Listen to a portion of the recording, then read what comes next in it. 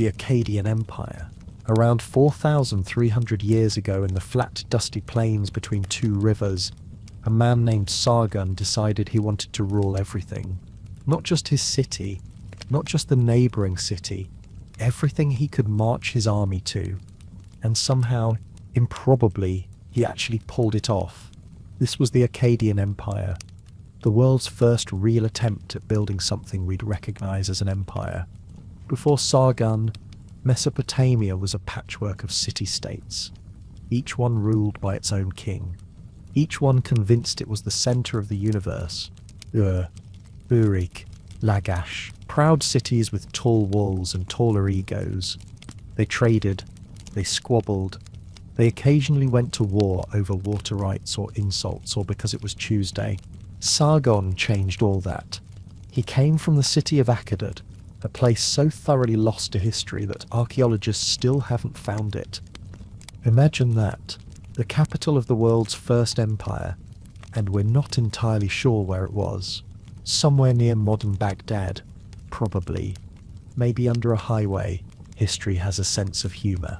Sargon's origin story reads like something out of a fairy tale, which probably means he made most of it up. According to legend, his mother was a priestess who couldn't keep him, so she put baby Sargon in a reed basket and set him afloat on the Euphrates River. A gardener found him and raised him. Later, Sargon became cupbearer to the king of Kish, which sounds humble until you realise the cupbearer was one of the most trusted people in the palace. Close to power, close enough to learn how it worked, then Sargon took that power for himself. Palace coup, probably. One day he's serving wine. The next he's wearing the crown. From there he conquered the Sumerian cities to the south. Uruk fell. Ur fell. Lagash fell. 50 cities if the records are to be believed. Though ancient kings were known to exaggerate, what made Sargon different wasn't just his ambition. He actually held on to what he conquered. He installed governors. He built roads. He standardized weights and measures. Bureaucracy, that most boring and essential invention. He also made Akkadian the language of administration. Suddenly, if you wanted to get anywhere in the empire, you needed to speak the conqueror's tongue. Sargon ruled for 56 years. When he died, his sons and grandson continued the empire. His grandson Naram-Sin even declared himself a god, wearing horned helmets in official artwork. Bold move. But empire is exhausting. After about 2 centuries, the Akkadian Empire collapsed. Invaders from the mountains, rebellions, overextension, the usual. But Sargon became a legend, the template every future conqueror would follow. He showed that empire was possible, that one man could rule the world, or at least the part he could reach on foot. And speaking of reaching far, let's drift to Egypt, where pharaohs were building an empire that would stretch from Nubia to Syria. The Egyptian Empire. Egypt didn't start as an empire. For most of its early history, it was content being Egypt, ruling the Nile from the Mediterranean to the cataracts, building pyramids, worshipping gods with animal heads, and generally minding its own business. But around 1550 BCE, something changed. Egypt looked beyond its borders and decided it wanted more. This was the New Kingdom, Egypt's imperial phase. The age of warrior pharaohs, territorial expansion, and wealth so absurd it made other kingdoms jealous. Egypt conquered Nubia to the south, pushed into the Levant and Syria to the northeast, and became the superpower of the ancient Near East. Not bad for a civilization that spent its first 1,000 years obsessing over the afterlife. The empire began with Ahmose I, who kicked out the Hyksos, foreign rulers who'd controlled northern Egypt for over a century. Egyptians didn't appreciate being ruled by outsiders. Ahmose chased them back into Canaan, then kept going, because why stop at the border when you've got momentum? He established Egyptian control over Nubia, rich in gold and resources, turning it into a profitable colony. But the real imperial expansion came with Thutmose III, sometimes called the Napoleon of ancient Egypt, though Napoleon should probably be called the Thutmose of France. Thutmose III led 17 military campaigns over 20 years, conquering territory from Nubia to the Euphrates River. He fought the Battle of Megiddo, the first battle in history recorded in detail, defeating a coalition of Canaanite city-states. He was ruthless, efficient, and very good at winning. Before Thutmose III could conquer anything, though, his stepmother Hatshepsut ruled as pharaoh. Not queen, pharaoh. She wore the false beard, the royal regalia, the whole package. She's one of the few women to rule Egypt in her own right, and she did it for over 20 years. Her reign was mostly peaceful. She focused on trade expeditions, sending ships to the land of Punt, somewhere on the Red Sea coast, bringing back myrrh, frankincense, and exotic animals. She built monuments including her stunning mortuary temple at Deir el-Bahari. Less conquest, more construction. Then there's Akhenaten, the heretic pharaoh who decided Egypt's hundreds of gods were unnecessary.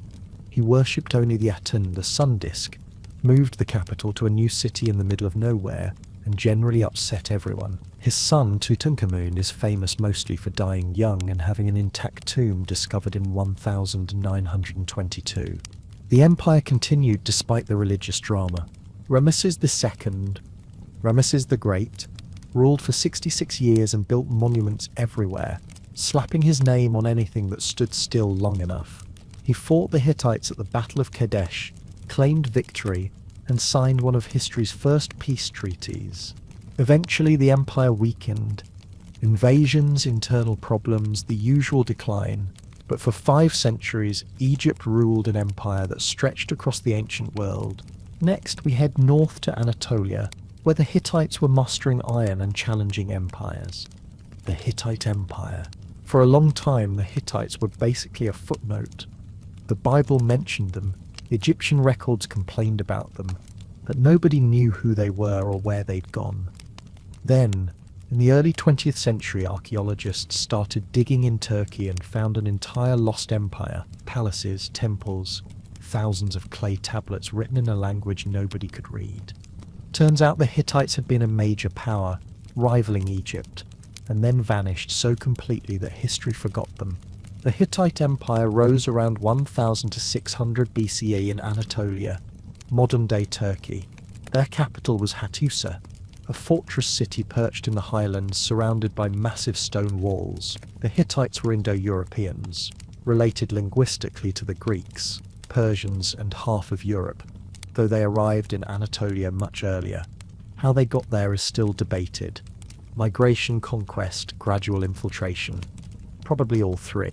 What made the Hittites dangerous was iron. They were among the first civilizations to master ironworking on a large scale. Bronze was the standard for weapons and tools, an alloy of copper and tin that worked fine but required importing tin from distant sources. Iron ore was everywhere, harder to work with, required higher temperatures, but once you figured it out, you had a material stronger and cheaper than bronze. The Hittites figured it out. Iron weapons, iron tools, iron chariots, a technological edge that made their armies formidable. The Hittites expanded aggressively.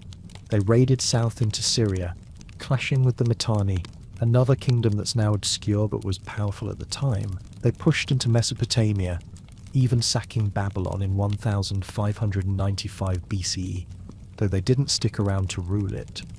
Just looted the place and went home.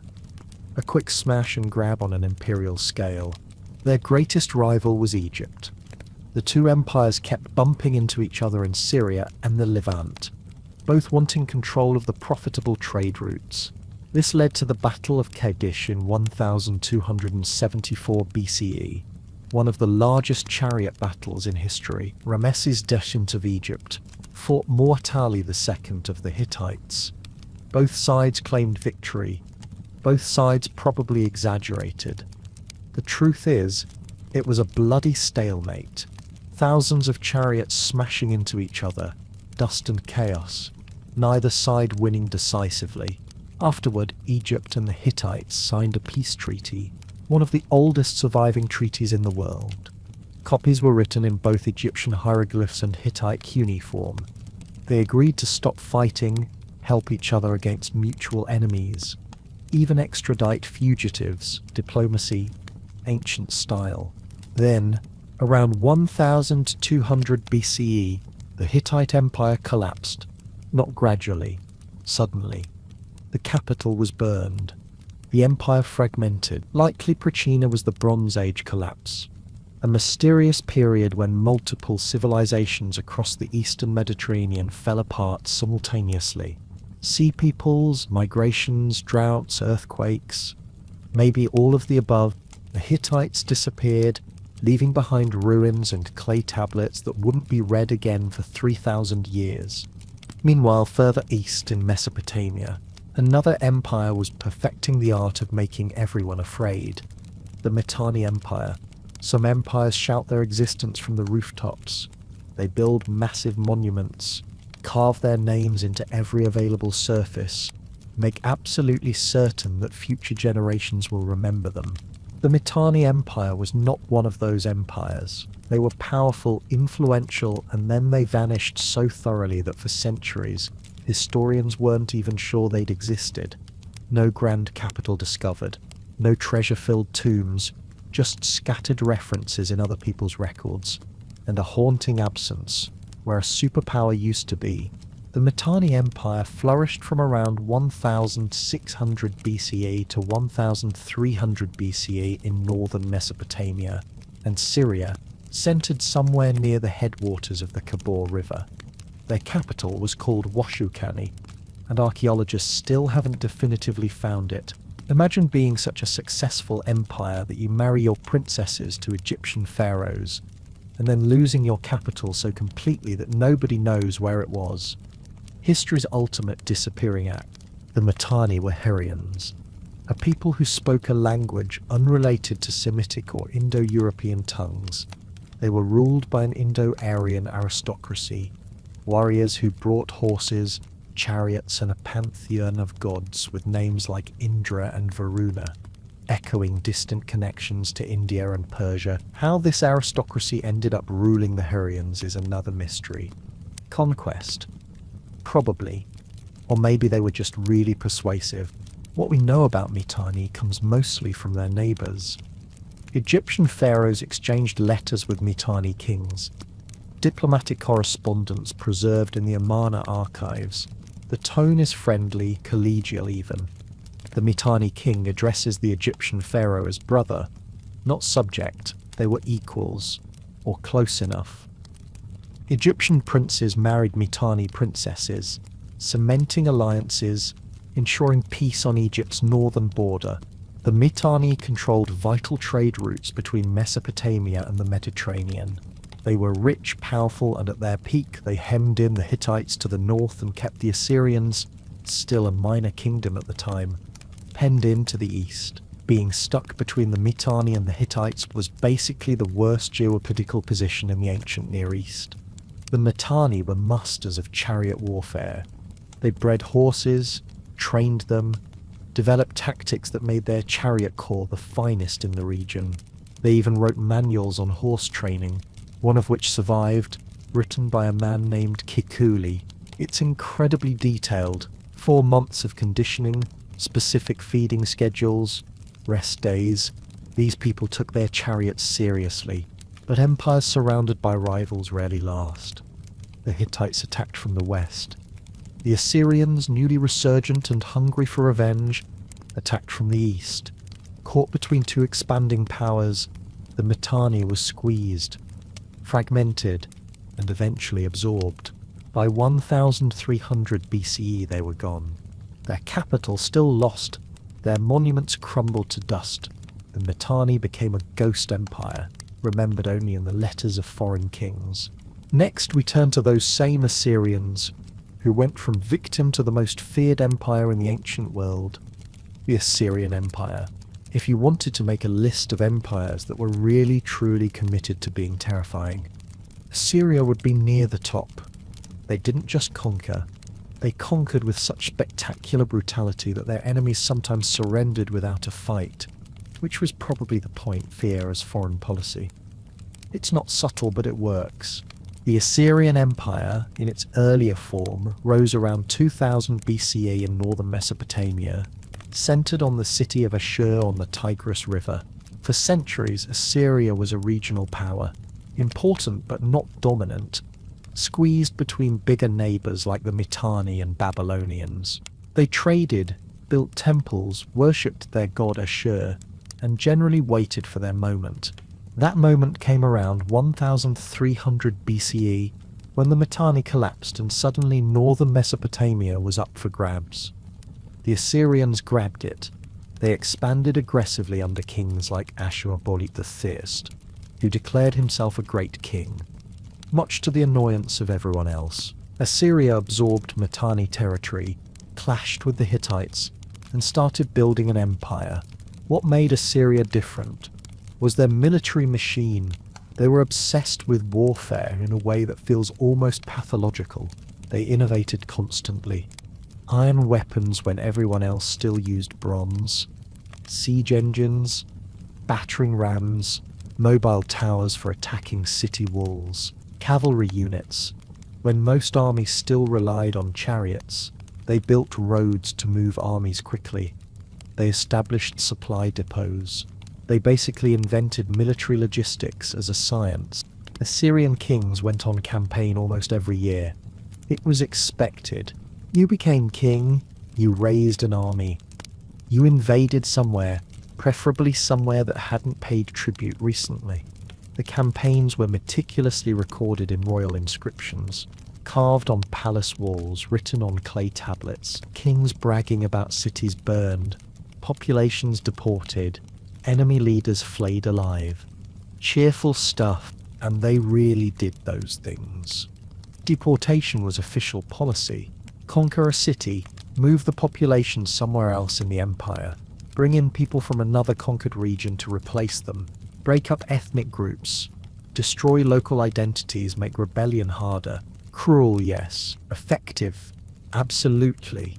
The Assyrians moved millions of people over the centuries, reshaping the demographics of the ancient Near East. They also commissioned some genuinely impressive art.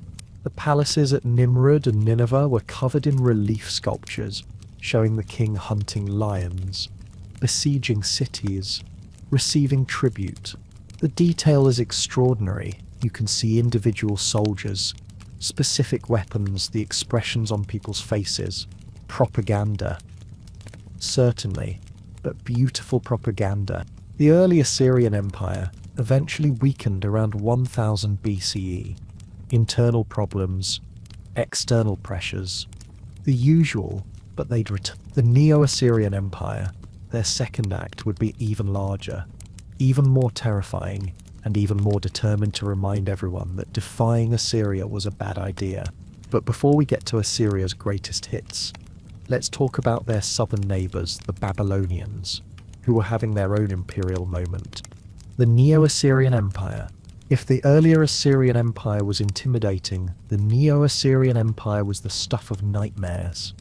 This was Assyria at its absolute peak, controlling territory from Egypt to the Persian Gulf, from Anatolia to the Arabian Desert.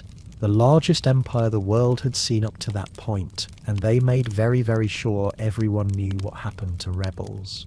The Neo-Assyrian Empire began around 911 BCE with King Adad-nirari II, who started reconquering territory Assyria had lost during its period of weakness. But the real architect of Assyrian dominance was Tiglath-Pileser III, who came to power in 745 BCE and reformed everything. The military, the administration, the whole system.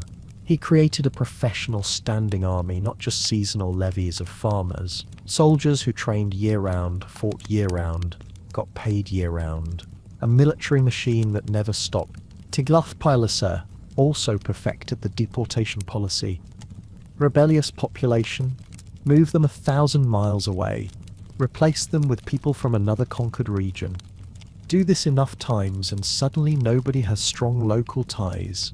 Nobody organizes effective resistance. It's cold, calculated, and devastatingly effective. The Assyrians moved entire cities. Men, women, children, livestock, Everything. Forced marches across the empire to new homes they'd never seen.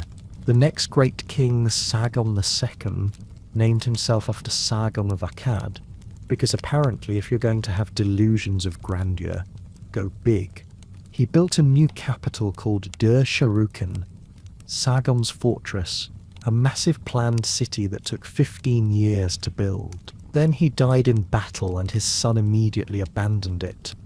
All that construction for a capital that was occupied for barely a decade. Empires are wasteful. Its son was Sennacherib, who moved the capital to Nineveh and turned it into possibly the greatest city in the world at that time.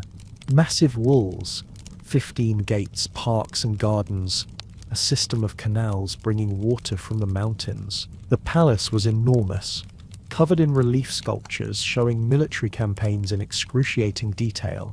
Sennacherib also besieged Jerusalem, an event recorded in the Bible and in Assyrian records, both claiming victory. Sennacherib says he trapped the Judean king like a bird in a cage, but doesn't claim to have captured the city. Biblical account says an angel killed the Assyrian army overnight. Pick your version. Ashurbanipal, the last great Assyrian king, was a warrior and a scholar. He collected text from across the empire, building a library at Nineveh with thousands of clay tablets. Literature, science, history, religious text. When archaeologists discovered it in the 19th century, it revolutionized our understanding of Mesopotamian civilization, including the Epic of Gilgamesh, recovered from Ashurbanipal's library. But the empire was overextended. Constant warfare exhausted it. In 612 BCE, a coalition of Babylonians and Medes sacked Nineveh. The Assyrian Empire collapsed almost overnight, so completely that 2 centuries later, Greek soldiers marching past its ruins had no idea what civilization had built them. Speaking of those Babylonians, they were about to have their own moment of imperial glory, complete with hanging gardens and biblical drama. The Neo-Babylonian Empire. Babylon had always been important, ancient, prestigious, home to the god Marduk and some of the finest architecture in Mesopotamia. But for centuries it had been conquered by someone else. The Assyrians. Babylon was the city everyone wanted to control, the cultural jewel of Mesopotamia, but it hadn't been the center of its own empire in a long time. That changed when the Assyrians finally collapsed and Babylon got its revenge. The Neo-Babylonian Empire rose from the ashes of Assyria around 626 BCE. A Chaldean chieftain named Nabopolassar allied with the Medes and helped destroy Nineveh, then carved out his own empire from Assyrian territory. His son Nebuchadnezzar II turned Babylon into the dominant power of the Near East and built a city so magnificent it became legendary. Nebuchadnezzar ruled for 43 years and spent most of them either conquering or building. He campaigned west into Syria and the Levant, clashing with Egypt over control of the region. He besieged and conquered Jerusalem twice, in 597 BCE and again in 586 BCE, destroying the Temple of Solomon and deporting much of the Jewish population to Babylon. This is the Babylonian captivity, a defining trauma in Jewish history, memorialized in biblical lamentations and psalms about weeping by the rivers of Babylon. But Nebuchadnezzar is more famous for what he built than what he destroyed. He turned Babylon into possibly the most spectacular city in the ancient world. The Istar Gate, a massive entrance covered in glazed blue bricks decorated with dragons and bulls, animals sacred to Marduk and Adad. Walking through it must have felt like entering another world. The gate still exists, partially reconstructed in a Berlin museum, and it's breathtaking even in fragments. The processional way led from the Istar Gate to the city's religious center, lined with blue-glazed brick walls showing lions in yellow and white. During festivals, statues of gods were paraded along this route, and the whole city turned out to watch. Spectacle as statecraft. Then there were the Hanging Gardens, one of the 7 wonders of the ancient world. Supposedly built by Nebuchadnezzar for his wife who missed the green mountains of her homeland. Terraced gardens rising in steps, filled with trees and flowers, watered by an elaborate system of pumps and channels. There's just one problem. No Babylonian text mentions them. No archaeological evidence confirms them. They might have been in Nineveh instead, built by an Assyrian king, and later writers confused the two cities. Or they might be entirely mythical, a beautiful story that never happened. History is frustratingly vague sometimes. After Nebuchadnezzar died, the empire declined quickly. Weak kings caught intrigue, the usual problems. In 539 BCE, Cyrus the Great of Persia marched into Babylon without a fight. The Neo-Babylonian Empire lasted less than a century, but Babylon itself continued, a great city under new management. And speaking of Cyrus, let's talk about the Median Empire, the kingdom that helped him rise to power before he conquered it. The Median Empire. The Medes are one of history's supporting characters who briefly became the lead, then got written out of the story entirely. They helped destroy Assyria, built an empire that stretched across the Iranian plateau, and then got conquered by their own vassal. It's the kind of plot twist that makes you wonder if they saw it coming. The Median Empire rose around the late 7th century BCE in what's now northwestern Iran. The Medes were an Iranian people, related to the Persians speaking a similar language, worshipping similar gods. For a long time they were divided into tribes, no centralized state, just chieftains ruling their own territories and occasionally raiding Assyrian borders. The Assyrians considered them barbarians, useful primarily as a source of horses. Then a leader named Cyaxares unified the Median tribes around 625 BCE and turned them into a proper kingdom. He reformed the military, organizing it by weapon type rather than tribe. Spearmen in one unit, archers in another, cavalry separate, professional structure instead of tribal chaos. Suddenly the Medes were dangerous. Cyaxares allied with Nabopolassar of Babylon, and together they destroyed the Assyrian Empire. The Medes took the northern territories, Assyria's heartland, while Babylon claimed the south and west.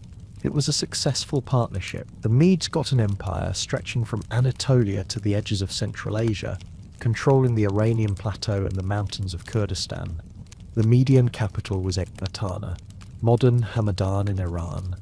Ancient sources describe it as a magnificent city with 7 concentric walls, each painted a different color, the innermost walls covered in silver and gold. Whether that's accurate or exaggerated is hard to say. Ecbatana has been continuously inhabited for thousands of years, so any Median remains are buried under modern buildings. Archaeology is difficult when people refuse to stop living on top of your evidence. The Medes were sophisticated. They developed a bureaucracy, a postal system, roads connecting their empire. They influenced the Persians enormously. Persian court culture, administrative practices, even fashion, borrowed heavily from the Medes. When the Persians later built their empire, they essentially copied the Median model and scaled it up. But here's where it gets awkward. Cyrus II, a Persian king and vassal to the Medes, rebelled around 550 BCE. He defeated the Median king Astyages, who happened to be his grandfather, and took over the entire Median Empire without much of a fight. The Median nobility mostly just switched sides. Suddenly the Persians were in charge and the Medes were a footnote. The Medes didn't disappear. Exactly. They remained an important part of the Persian Empire, influential and respected. Greek sources often refer to the Persians as the Medes because the two were so intertwined. But as an independent empire, the Medes lasted maybe 70 years, just long enough to destroy one superpower and get absorbed by the next. Speaking of that next superpower, let's talk about Cyrus and the Achaemenid Persian Empire, the largest empire the ancient world had yet seen. The Achaemenid Persian Empire. If you're going to build an empire, you might as well build the biggest one anyone's ever seen. That seems to have been Cyrus the Great's philosophy, and he followed through. The Achaemenid Persian Empire at its height stretched from the Balkans to the Indus River, From Egypt to Central Asia, 44% of the world's population lived under Persian rule. It was the first true superpower, and it achieved something remarkable. It lasted for over 2 centuries without collapsing into constant civil war. Cyrus II started small. He was king of Persis, a region in southern Iran, and a vassal to the Medes. Then, around 550 BCE, he rebelled against his Median overlords, won, and suddenly had an empire. He didn't stop there. He conquered Lydia in Anatolia, defeating King Croesus, whose wealth was so legendary, his name became synonymous with being rich. Then Cyrus turned east and conquered the Greek cities of Ionia along the Aegean coast. Then he took Babylon in 539 BCE, walking into the city peacefully, while the Babylonian king was apparently too busy with religious festivals to organize a defense. What made Cyrus different from previous conquerors was his restraint. He didn't burn cities or deport populations. He let people keep their religions, their customs, their local leaders, as long as they paid taxes and acknowledged Persian sovereignty. When he conquered Babylon, he freed the Jews who'd been deported there by Nebuchadnezzar and let them return to Jerusalem to rebuild their temple.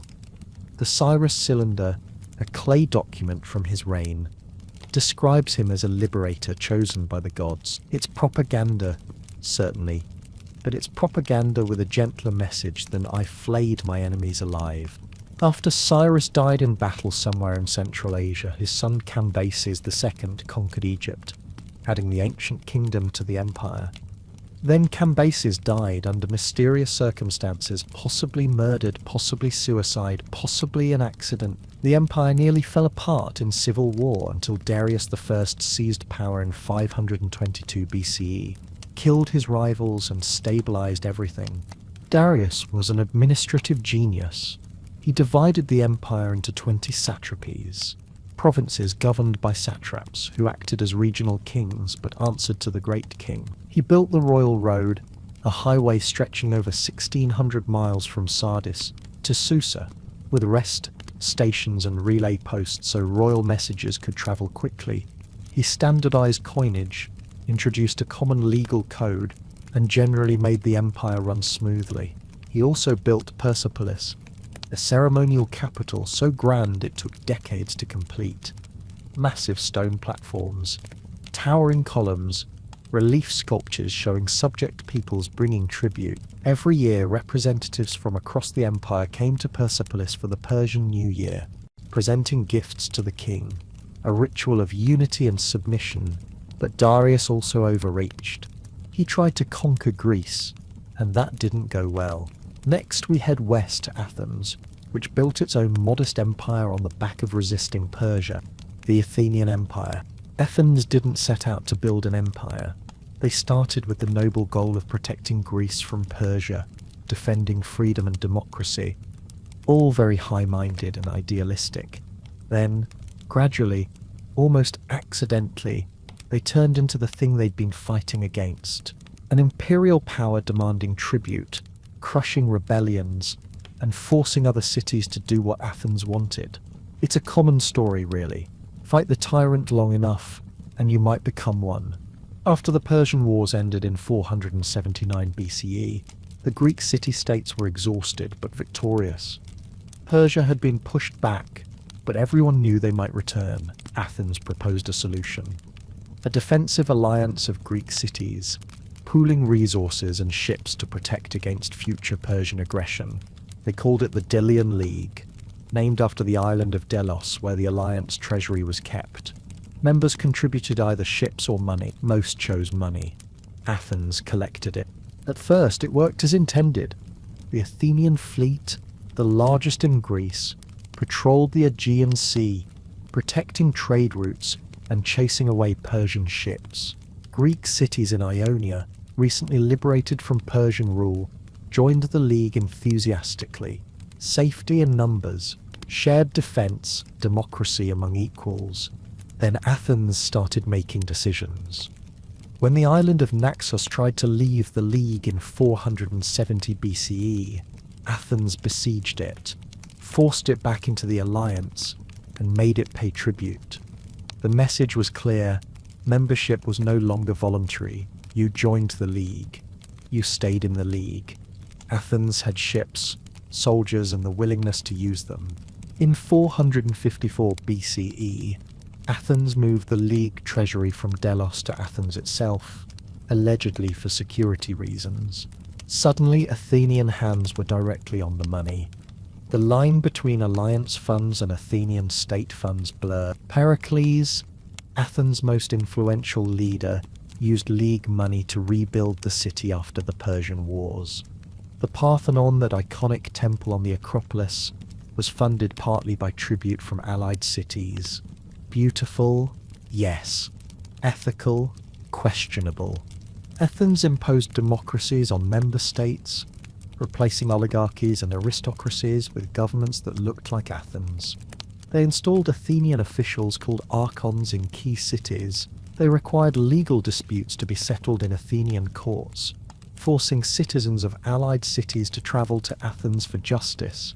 Slowly, systematically, Athens transformed a defensive alliance into an empire where Athens decided everything. The wealth flowed into Athens. The city became the cultural center of Greece.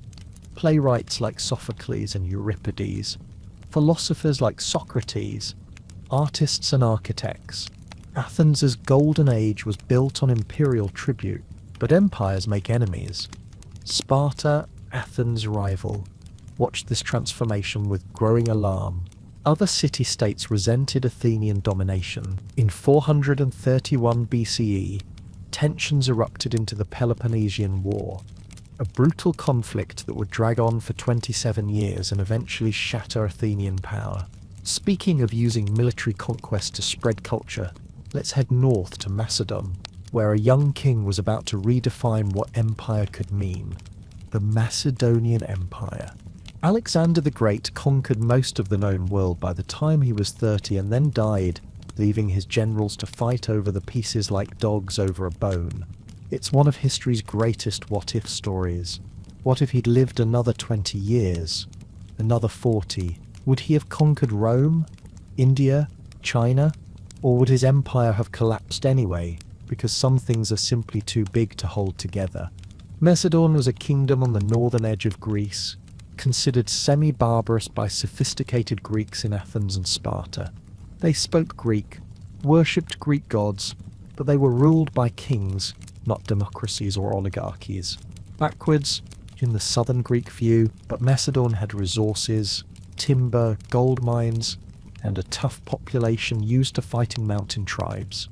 Philip II, Alexander's father, transformed Macedon into a military powerhouse. He created the phalanx, a dense formation of soldiers with long pikes called sarissas, 18 feet long, bristling like a porcupine. Cavalry on the flanks, heavy infantry in the centre, light troops screening the advance. It was devastatingly effective. Philip conquered most of Greece, defeating Athens and Thebes at the Battle of Chaeronea in 338 BCE. Then he prepared to invade Persia, fulfilling every Greek's dream of revenge for the Persian Wars. But Philip was assassinated in 336 BCE, and his 20-year-old son Alexander inherited the throne, the army, and the invasion plan. Some people thought the young king would fail. He proved them extremely wrong. Alexander crossed into Asia Minor in 334 BCE with about 40,000 men. He defeated a Persian army at the Granicus River, then marched down the coast, liberating Greek cities from Persian control. In 333 BCE, he faced Darius III, the Persian Great King, at the Battle of Issus. Darius had a much larger army. Alexander won anyway, almost capturing Darius, who fled so quickly he abandoned his family. Alexander continued south, besieging Tyre. A city on an island that thought itself safe, Alexander built a causeway from the mainland to the island, a half-mile-long bridge of stone and wood, and took the city after 7 months. Then he conquered Egypt, where the people welcomed him as a liberator from Persian rule. He founded Alexandria, the city that would bear his name and outlast his empire. In 331 BCE, Alexander faced Darius, again at Gaugamela. Darius brought everything: chariots with scythes on the wheels, elephants, cavalry from across the empire. Alexander won decisively. Darius fled again and was later murdered by his own men. The Persian Empire fell apart. Alexander claimed it all. He kept going, east through Persia, into Afghanistan, crossing the Hindu Kush mountains, reaching India. At the Battle of the Hydaspes, he faced King Porus and his war elephants. Alexander won, but was so impressed by Porus's bravery that he made him an ally. His soldiers, however, had had enough. They'd been marching for years, thousands of miles from home. They refused to go further. Alexander turned back, reluctantly. He died in Babylon in 323 BCE, possibly from fever, possibly poisoning. He was 32. His empire immediately fragmented. His generals, the Diadochi, fought for control, carving out their own kingdoms. Unity lasted about 5 minutes. But Alexander changed the world. He spread Greek culture across Asia. Cities he founded became centers of Hellenistic civilization. East and West mixed in ways they never had before. Speaking of Alexander's successors carving up his empire, let's talk about India, where one of the generals tried to invade and met someone who'd built an empire of his own, the Mauryan Empire. India had always been fragmented, dozens of kingdoms, republics, and tribal territories, each ruling their own piece of the subcontinent, occasionally fighting but mostly just existing in controlled chaos. Then Alexander the Great showed up, invaded the northwestern corner, won a few battles, and left. His brief presence didn't conquer India, but it did something almost as important. It showed that unification was possible. Chandragupta Maurya was paying attention. Around 321 BCE, shortly after Alexander withdrew from India, Chandragupta seized control of the kingdom of Magadha in northeastern India and started expanding aggressively. He conquered the Nanda dynasty, a powerful but unpopular regime, then pushed west, taking territory Alexander's generals had claimed. When Seleucus I, one of Alexander's successors, tried to take it back, Chandragupta defeated him and negotiated a treaty. Seleucus gave up claims to northwestern India. Chandragupta gave him 500 war elephants. Both sides walked away satisfied. The elephants later helped Seleucus win battles in the west. So it worked out for him. Chandragupta built the first empire to unify most of the Indian subcontinent. The Mauryan Empire stretched from Bengal to Afghanistan, from the Himalayas south toward the Deccan Plateau, a massive, diverse territory with hundreds of languages, religions, and cultures. Holding it together required organization. Fortunately, Chandragupta had help. His chief advisor was Chanakya, also called Kautilya, a brilliant and ruthless political strategist who wrote the Arthashastra, an ancient treatise on statecraft, economics, and military strategy. It's coldly pragmatic. Chanakya believed a king should use any means necessary to maintain power: espionage, assassination, propaganda, alliances. Morality was optional. Stability was essential. The Arthashastra reads like a combination of Machiavelli and a management textbook, written 1500 years before Machiavelli. The Mauryan administration was impressively bureaucratic. The empire was divided into provinces, districts, and villages, each with appointed officials, tax collectors, judges, military commanders, all reporting up a chain to the emperor. Roads connected the empire, with rest houses for travelers. A postal system carried messages. Inspectors monitored local officials to prevent corruption, though probably not very effectively because corruption is eternal. Chandragupta's grandson Ashoka took the empire to its greatest extent. He conquered Kalinga, a kingdom on the east coast, in a brutal campaign that reportedly killed over 100,000 people. The scale of death horrified Ashoka. He converted to Buddhism, renounced violence. and spent the rest of his reign trying to rule according to Buddhist principles. Compassion, non-violence, tolerance, radical ideas for an emperor.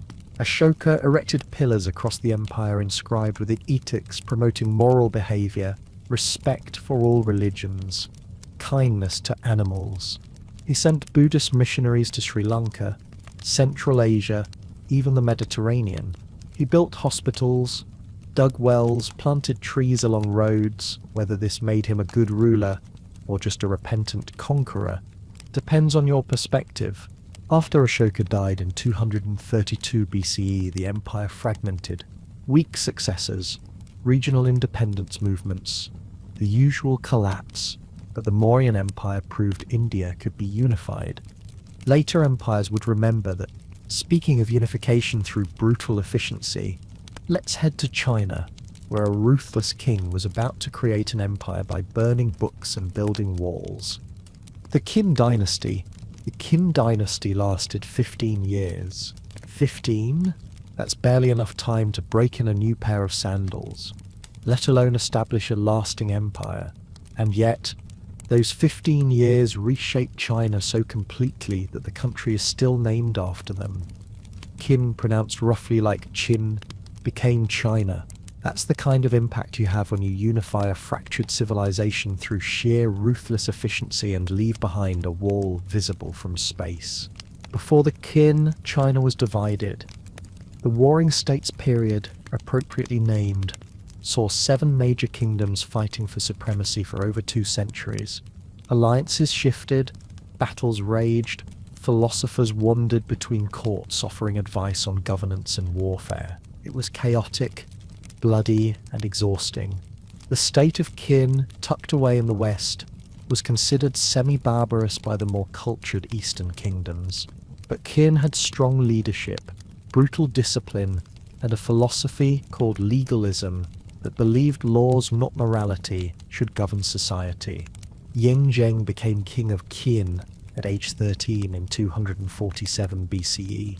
By 221 BCE, he'd conquered all 6 rival kingdoms and declared himself Qin Shi Huang, the first emperor of Qin. Not king, emperor.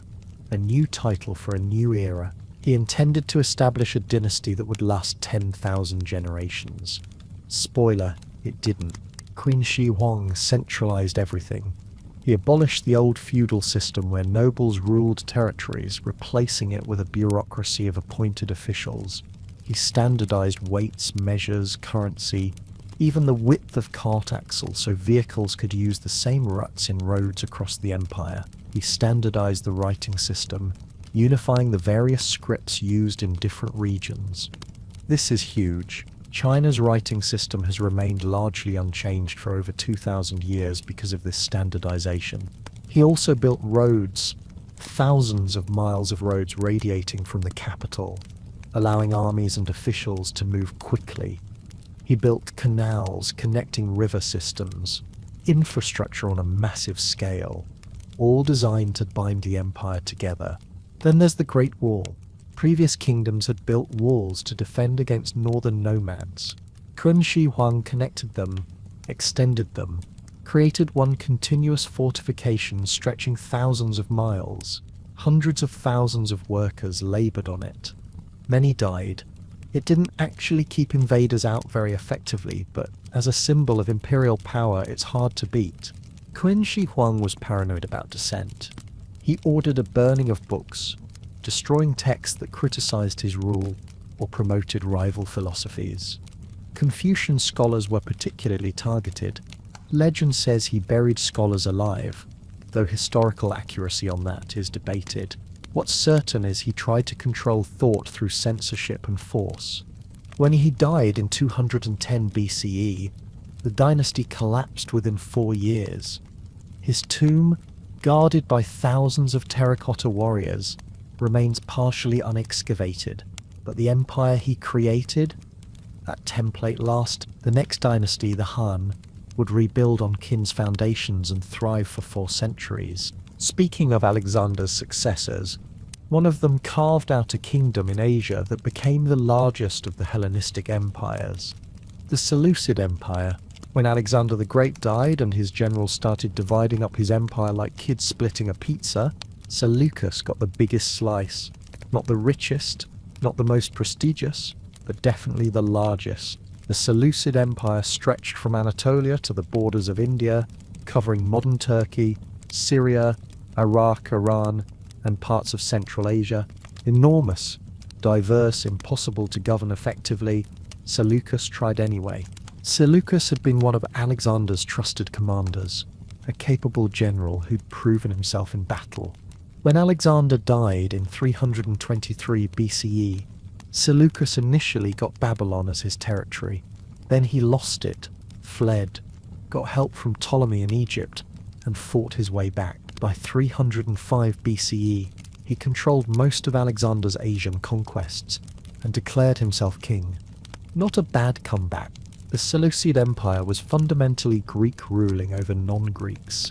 Seleucus and his successors were Macedonian, spoke Greek, worshipped Greek gods, and promoted Greek culture, but they ruled over Persians, Babylonians, Jews, Armenians, Bactrians, dozens of different peoples with their own languages, religions, and traditions. The empire was a patchwork held together by Greek military colonies, strategically placed cities where Greek soldiers settled, married local women, and created hybrid communities. Seleucus founded cities constantly, dozens of them, many named after himself or family members. Seleucus on the Tigris became a major city rivaling Babylon. Antioch in Syria, named after his son Antiochus, became the empire's western capital, a gorgeous city that would remain important for over 1,000 years. These cities were Greek in design, gymnasiums, theatres, temples, agoras, islands of Hellenistic culture in a sea of ancient civilizations. The empire was rich. It controlled major trade routes between east and west. Silk from China, spices from India, goods flowing through Seleucid territory on their way to the Mediterranean. Taxes on that trade filled royal coffers. But wealth doesn't solve every problem. The empire was simply too big. Communication took weeks. Rebellions erupted faster than they could be suppressed. In the east, provinces started breaking away. Bactria declared independence around 250 BCE. Parthia, initially a small rebellion, grew into a rival empire. The Seleucids fought constantly to hold territory, often unsuccessfully. In the west, they clashed with Ptolemaic Egypt over control of Syria and the Levant. 6 Syrian wars over a century, back and forth, neither side winning decisively. Meanwhile, Rome was rising in the Mediterranean, and the Seleucids made the mistake of fighting them. Antiochus III invaded Greece, lost badly at the Battle of Magnesia in 190 BCE, and was forced to pay crushing war indemnities. The empire limped on for another century, shrinking steadily. By 63 BCE, it was reduced to a small territory around Syria. Pompey the Great marched in and annexed it for Rome. The Seleucid Empire ended not with a battle, but with a bureaucratic absorption. Meanwhile, another of Alexander's generals had claimed Egypt, and built a kingdom that would last 3 centuries and end with a famous queen. The Ptolemaic Kingdom. Ptolemy was the smart one among Alexander's generals. While the others were busy fighting each other over who got to rule Macedonia or Asia, Ptolemy quietly took Egypt and turned it into the richest, most stable kingdom of the Hellenistic world. He understood something important. Egypt was naturally defensible, fabulously wealthy, and had been running itself for 3,000 years. All he had to do was sit on top of the existing system and collect taxes. When Alexander died in 323 BCE, Ptolemy was governing Egypt as satrap. He immediately secured Alexander's body, hijacking the funeral procession and bringing it to Egypt. Eventually, Alexander was buried in Alexandria, the city he'd founded, in a golden sarcophagus. Having the conqueror's tomb gave Ptolemy enormous legitimacy. By 305 BCE, he declared himself king. Ptolemy the Sacier, Ptolemy the Savior, modest, The Ptolemaic Kingdom was Greek rule over an Egyptian population. The Ptolemies were Macedonian, spoke Greek, worshipped Greek gods, and ran the government in Greek. But they were also pragmatic. They presented themselves as traditional Egyptian pharaohs, built temples to Egyptian gods, participated in Egyptian religious ceremonies. Ptolemy wore both crowns, the Greek diadem and the Egyptian double crown. Two identities, one king. Alexandria became the cultural capital of the Mediterranean world. The Library of Alexandria, possibly the most famous library in history, aimed to collect all human knowledge, hundreds of thousands of scrolls, works from across the known world, copied and preserved. Scholars came from everywhere to study. The Mauryan, a research institution attached to the library, was essentially the first university. Mathematics, astronomy, medicine, literature. Euclid wrote his geometry there. Eratosthenes calculated the Earth's circumference there. Aristarchus proposed that Earth orbited the Sun, 18 centuries before Copernicus. The Ptolemies made Egypt profitable. They controlled trade routes between the Mediterranean and the Red Sea, the gateway to India and East Africa. Spices, incense, exotic goods flowed through Ptolemaic ports. They exported grain, papyrus, glass, perfumes. The royal treasury overflowed. The Ptolemies spent lavishly on monuments, fleets, and bribing potential enemies. But the dynasty had problems. The Ptolemies married their siblings, a practice borrowed from Egyptian pharaonic tradition, but taken to dysfunctional extremes. Brothers married sisters, uncles married nieces. The family tree looks more like a ladder. This led to constant civil wars, siblings fighting over the throne, coups, assassinations. Palace intrigue was practically the national sport. The kingdom also faced external pressure. Wars with the Seleucids over Syria and Palestine. Rebellions by native Egyptians tired of Greek rule, and eventually Rome. The Ptolemies became dependent on Roman support, essentially client rulers of their own kingdom. The last Ptolemaic ruler was Cleopatra VII, the famous one. She allied with Julius Caesar, then Mark Antony, trying to preserve Egyptian independence. When Antony lost to Octavian at Actium in 31 BCE, the kingdom ended. Cleopatra died by suicide in 30 BCE. Egypt became a Roman province. While the Ptolemies were luxuriating in Alexandria, far to the east another power was rising on the Iranian plateau, ready to challenge both Greeks and Romans, the Parthian Empire. The Parthians are history's ultimate underdogs who became top dogs, and then got written out of the story by people they defeated. Rome never quite conquered them, lost multiple armies trying, and still managed to dominate the historical narrative. The Parthian Empire lasted almost 5 centuries, controlled the Silk Road, and routinely humiliated Roman generals.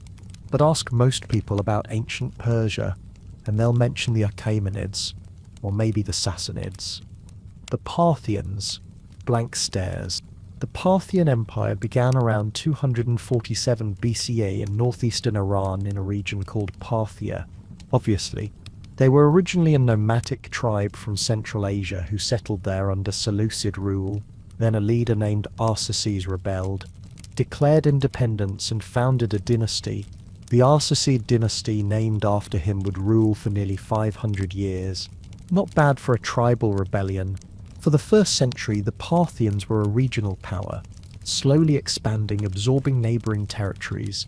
Then Mithridates I, possibly the most capable Arsid king, conquered Mesopotamia around 141 BCE, taking Babylon and Seleucia. Suddenly the Parthians controlled the heartland of ancient civilization and the trade routes connecting east and west. Every merchant caravan carrying silk from China or spices from India passed through Parthian territory. The customs duties alone made the empire wealthy. The Parthians were horse people at heart. Their military was built around cavalry, especially the famous Parthian shot, a maneuver where horse archers would retreat while turning backward in the saddle to fire arrows at pursuing enemies. It was devastatingly effective, requiring incredible horsemanship and timing. Roman legions, trained for infantry warfare, struggled against this tactic. In 53 BCE, the Roman general Crassus invaded Parthia with about 40,000 men, expecting an easy victory. The Parthians met him at Srivijaya, in what's now southeastern Turkey. Crassus's legions formed tight defensive squares. The Parthian cavalry circled them, shooting arrows continuously, retreating whenever the Romans advanced. Hour after hour of arrows. The Romans couldn't close with the enemy, couldn't stop the barrage. Crassus was killed. 20,000 Romans died. 10,000 were captured. It was one of Rome's worst military disasters. Crassus's head was reportedly used as a prop in a performance of Euripides the Bacchae at the Parthian court. Theatrical and brutal. Mark Antony tried to invade Parthia in 36 BCE. He lost a third of his army and retreated in humiliation. Rome never successfully conquered Parthia. They fought for centuries, an endless back and forth, neither side winning decisively. The Parthian Empire was decentralized. The king ruled from Ctesiphon, but powerful noble families controlled vast territories semi-independently. This made the empire resilient, but also prone to civil wars. Kings rose and fell. Dynasties within the dynasty fought for the throne. In 224 CE, the lost Parthian king was defeated by a Persian vassal named Ardashir, who founded the Sassanid Empire. The Parthians ended, but their legacy of resisting Rome, controlling the Silk Road and perfecting cavalry warfare lived on. Speaking of Rome, let's talk about the republic that preceded the empire, the system that conquered the Mediterranean before devouring itself. The Roman Republic. The Roman Republic is a fascinating study in how a system designed to prevent tyranny gradually became so dysfunctional that tyranny looked like an improvement. It took nearly 5 centuries, but Rome went from a small city-state throwing off its kings to a Mediterranean superpower where generals commanded armies loyal to them personally, and the Senate was more suggestion than authority. By the end, the Republic was basically begging to become an empire. Rome started as a monarchy, ruled by kings, until the Romans got tired of that and expelled the last king around 509 BCE. They established a republic. From res publica, the public thing, power would be shared, checked, balanced, 2 consuls elected annually, leading the government and commanding armies, a senate of elder statesmen advising and legislating, tribunes protecting the common people's rights. Complicated, messy, but theoretically fair, the system worked remarkably well for conquering Italy. Rome defeated the Etruscans to the north, the Samnites in the mountains, the Greek cities in the south. By 272 BCE, Rome controlled the entire Italian peninsula. Their secret weapon was pragmatism. Conquered cities became allies, not subjects. Rome granted citizenship to some, limited rights to others, knit together a confederation where everyone had a stake in Rome's success. Rebellions were rare because loyalty paid. Then Rome fought Carthage, the other superpower in the Western Mediterranean. The Punic Wars, 3 brutal conflicts spanning over a century. Hannibal crossing the Alps with war elephants, devastating Italy for 16 years. Rome losing battle after battle, but refusing to surrender. Finally, Scipio Africanus defeated Hannibal at Zama in 202 BCE. Carthage was finished. Rome dominated the Western Mediterranean. Eastern expansion followed. Rome defeated the Macedonian kingdoms, absorbed Greece, dismantled the Seleucid Empire. By the 1st century BCE, Rome controlled everything from Spain to Syria. Wealth poured in. Slaves, grain, gold, art, tribute. Rome became impossibly rich, and wealth corrupted the system. Generals became more powerful than the state. Sulla marched on Rome with his legions, setting a terrifying precedent. Pompey, Crassus, and Julius Caesar formed the first triumvirate, carving up power among themselves. When that fell apart, Caesar crossed the Rubicon with his army, triggering civil war. He defeated Pompey, became dictator, and was assassinated in 44 BCE by senators who thought they were saving the Republic. They weren't. More civil war. Mark Antony and Octavian against Caesar's assassins. Then Antony and Octavian against each other.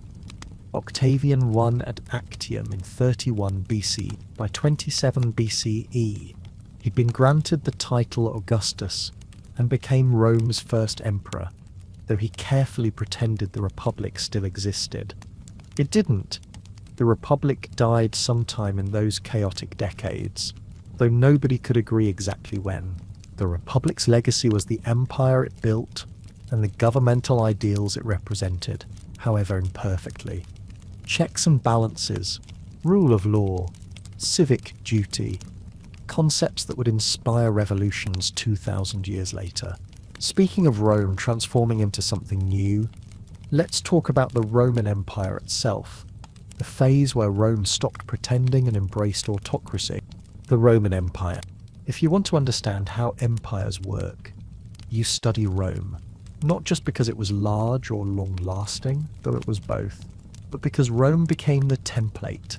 Every empire after looked at Rome and thought, we should do that. The idea of a universal empire, one law for everyone, roads connecting everything, soldiers stationed at the edges defending civilization from barbarians. Rome invented that model, or at least perfected it, and for a while it worked spectacularly.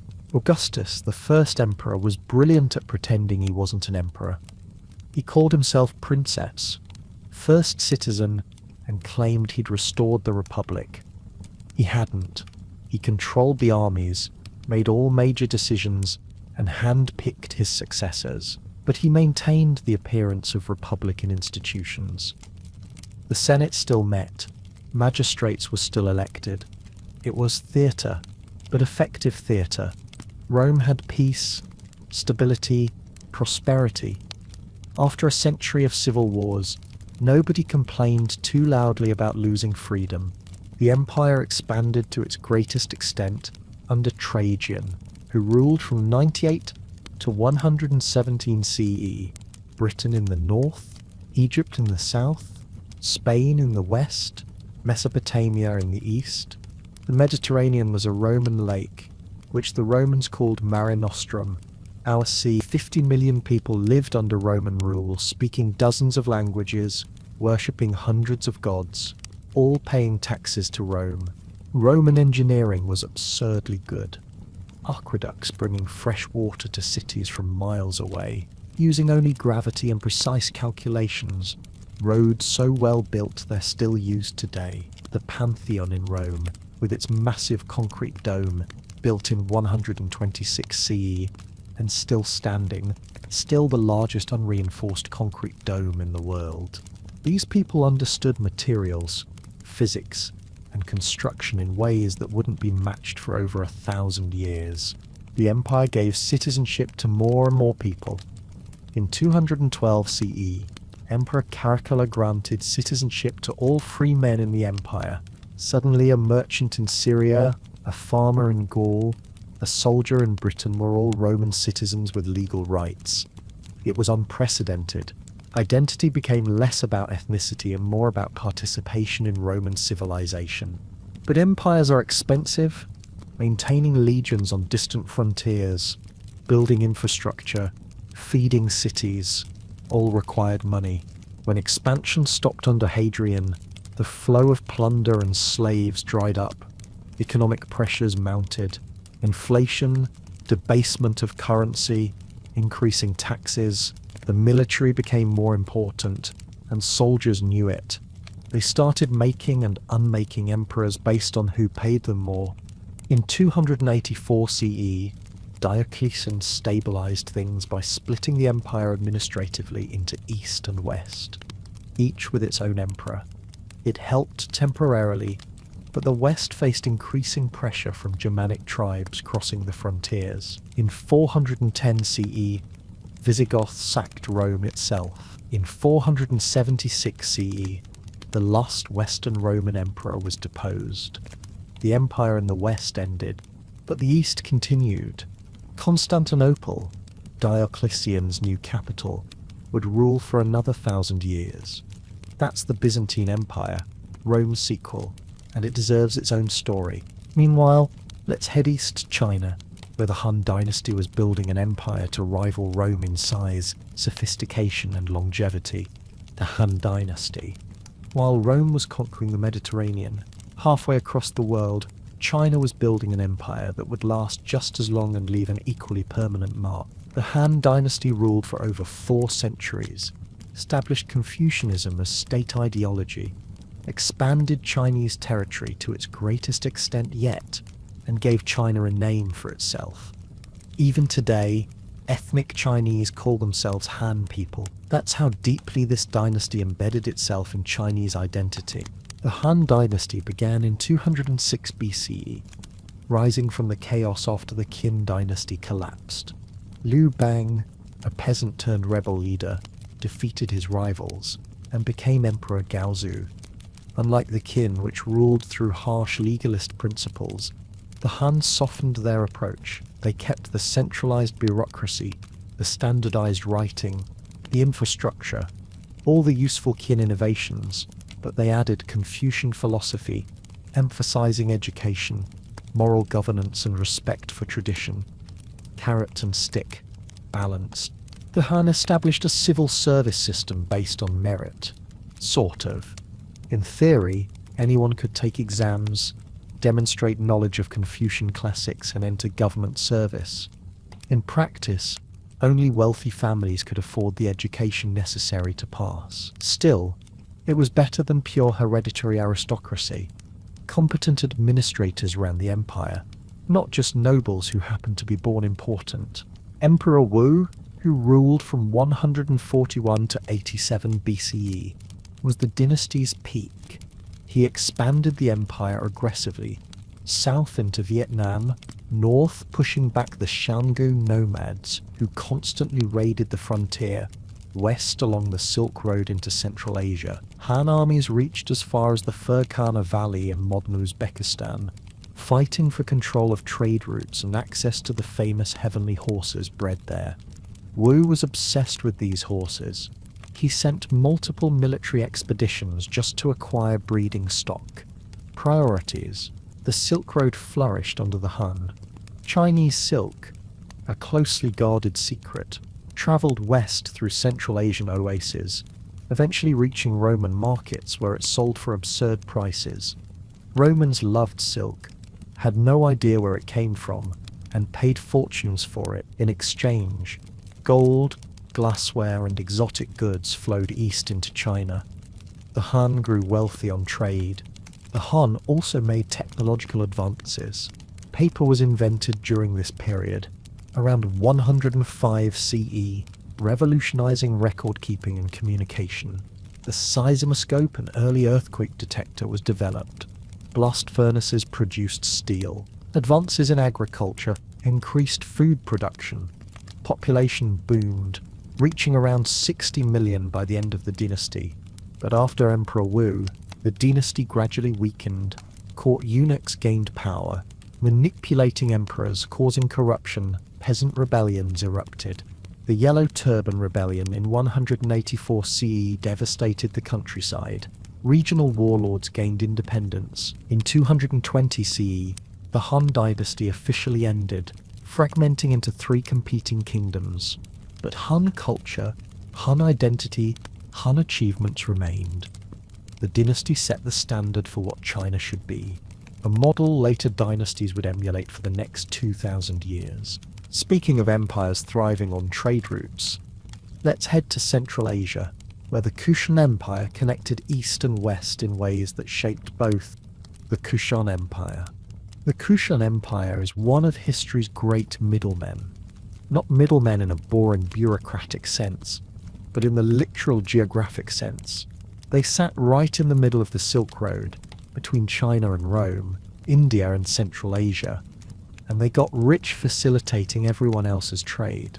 Caravans passed through their territory carrying silk, spices, precious stones, ideas and religions. The Kushans taxed it all and became fabulously wealthy in the process. Not a bad business model.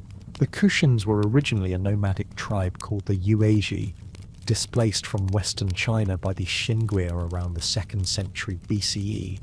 They migrated west, wandered around Central Asia for a while, and eventually settled in Bactria, northern Afghanistan.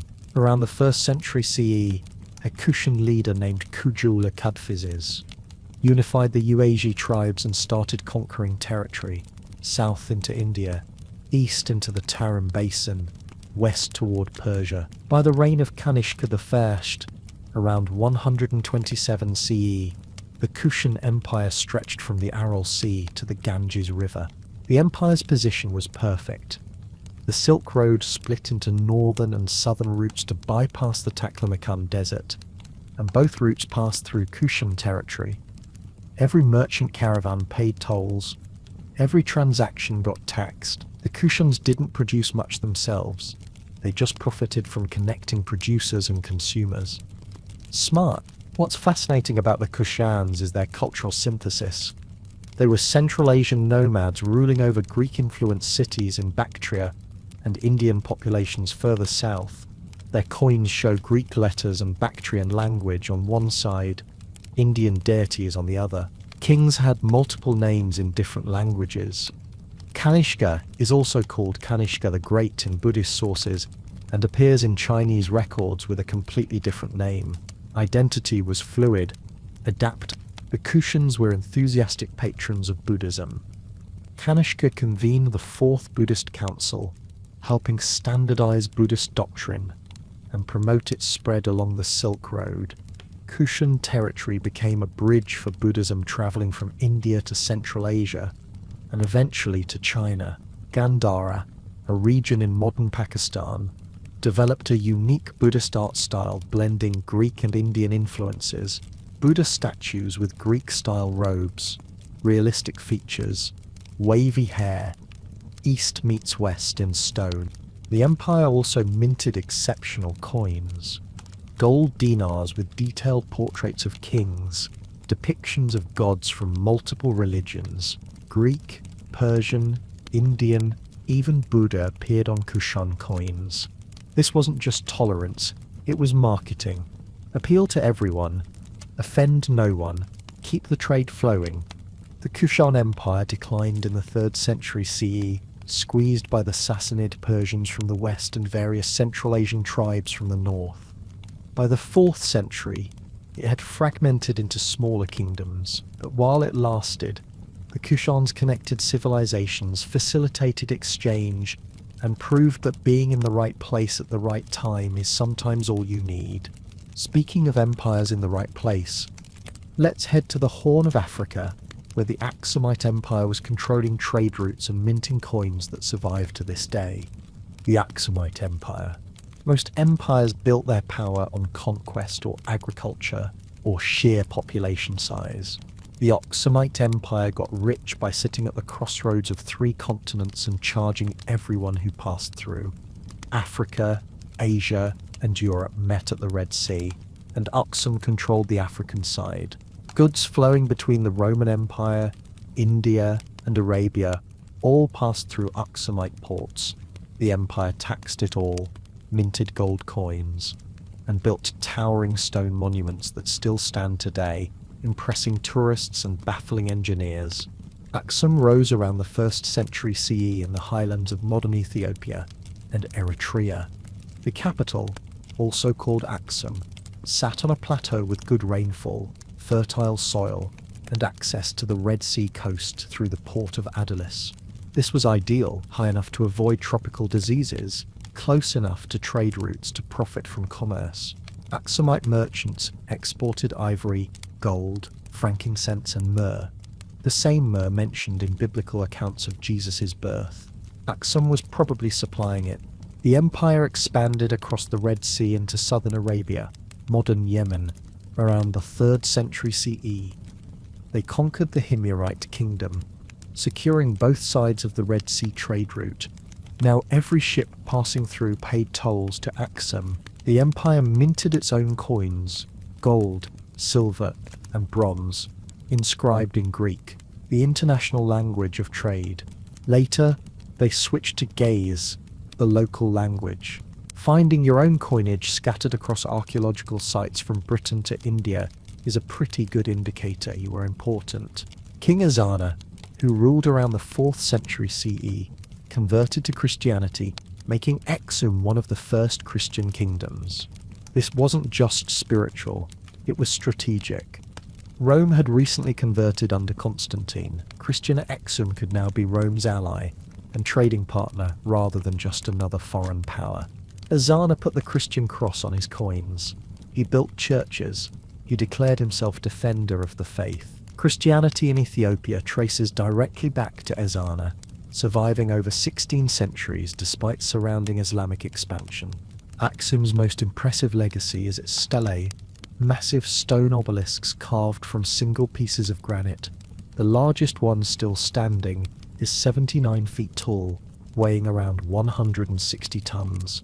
It's carved to look like a multi-story building with false windows and doors. How they quarried, transported, and erected these monuments without modern machinery is still debated. Ramps, levers, thousands of workers, extraordinary engineering knowledge. The usual explanations, but still impressive. The empire declined around the 7th century CE. Islamic expansion cut off access to Mediterranean trade. Climate change reduced agricultural productivity. The capital moved south away from trade routes. By the 10th century, Aksum was a minor regional power, its glory days long past. But Ethiopian Christianity survived, an island of Christianity in a predominantly Islamic region, preserving texts, traditions, and a connection to the Aksumite legacy that modern Ethiopia still claims proudly. Speaking of empires that succeeded Rome's enemies, let's head back to Persia, where the Sassanids were building an empire to rival Rome itself. The Sassanid Empire. The Sassanid Empire was Persia's comeback tour. After the Parthians spent 5 centuries irritating Rome and getting gradually weaker, a Persian nobleman named Ardashir decided Persia deserved better. He overthrew the last Parthian king in 224 CE and founded a dynasty that would restore Persian glory, challenge Rome and later Byzantium for 4 centuries, and leave behind some of the most spectacular art and architecture of the ancient world. Not bad for a regional governor with ambition. Ardashir claimed descent from the Achaemenids, the old Persian empire that Alexander had conquered 5 centuries earlier. Whether that was true or convenient propaganda doesn't really matter. It gave him legitimacy. He crowned himself Shahanshah, King of Kings, the ancient Persian title. He centralized power, reformed the administration, and built a new capital at Sahatasifan on the Tigris River.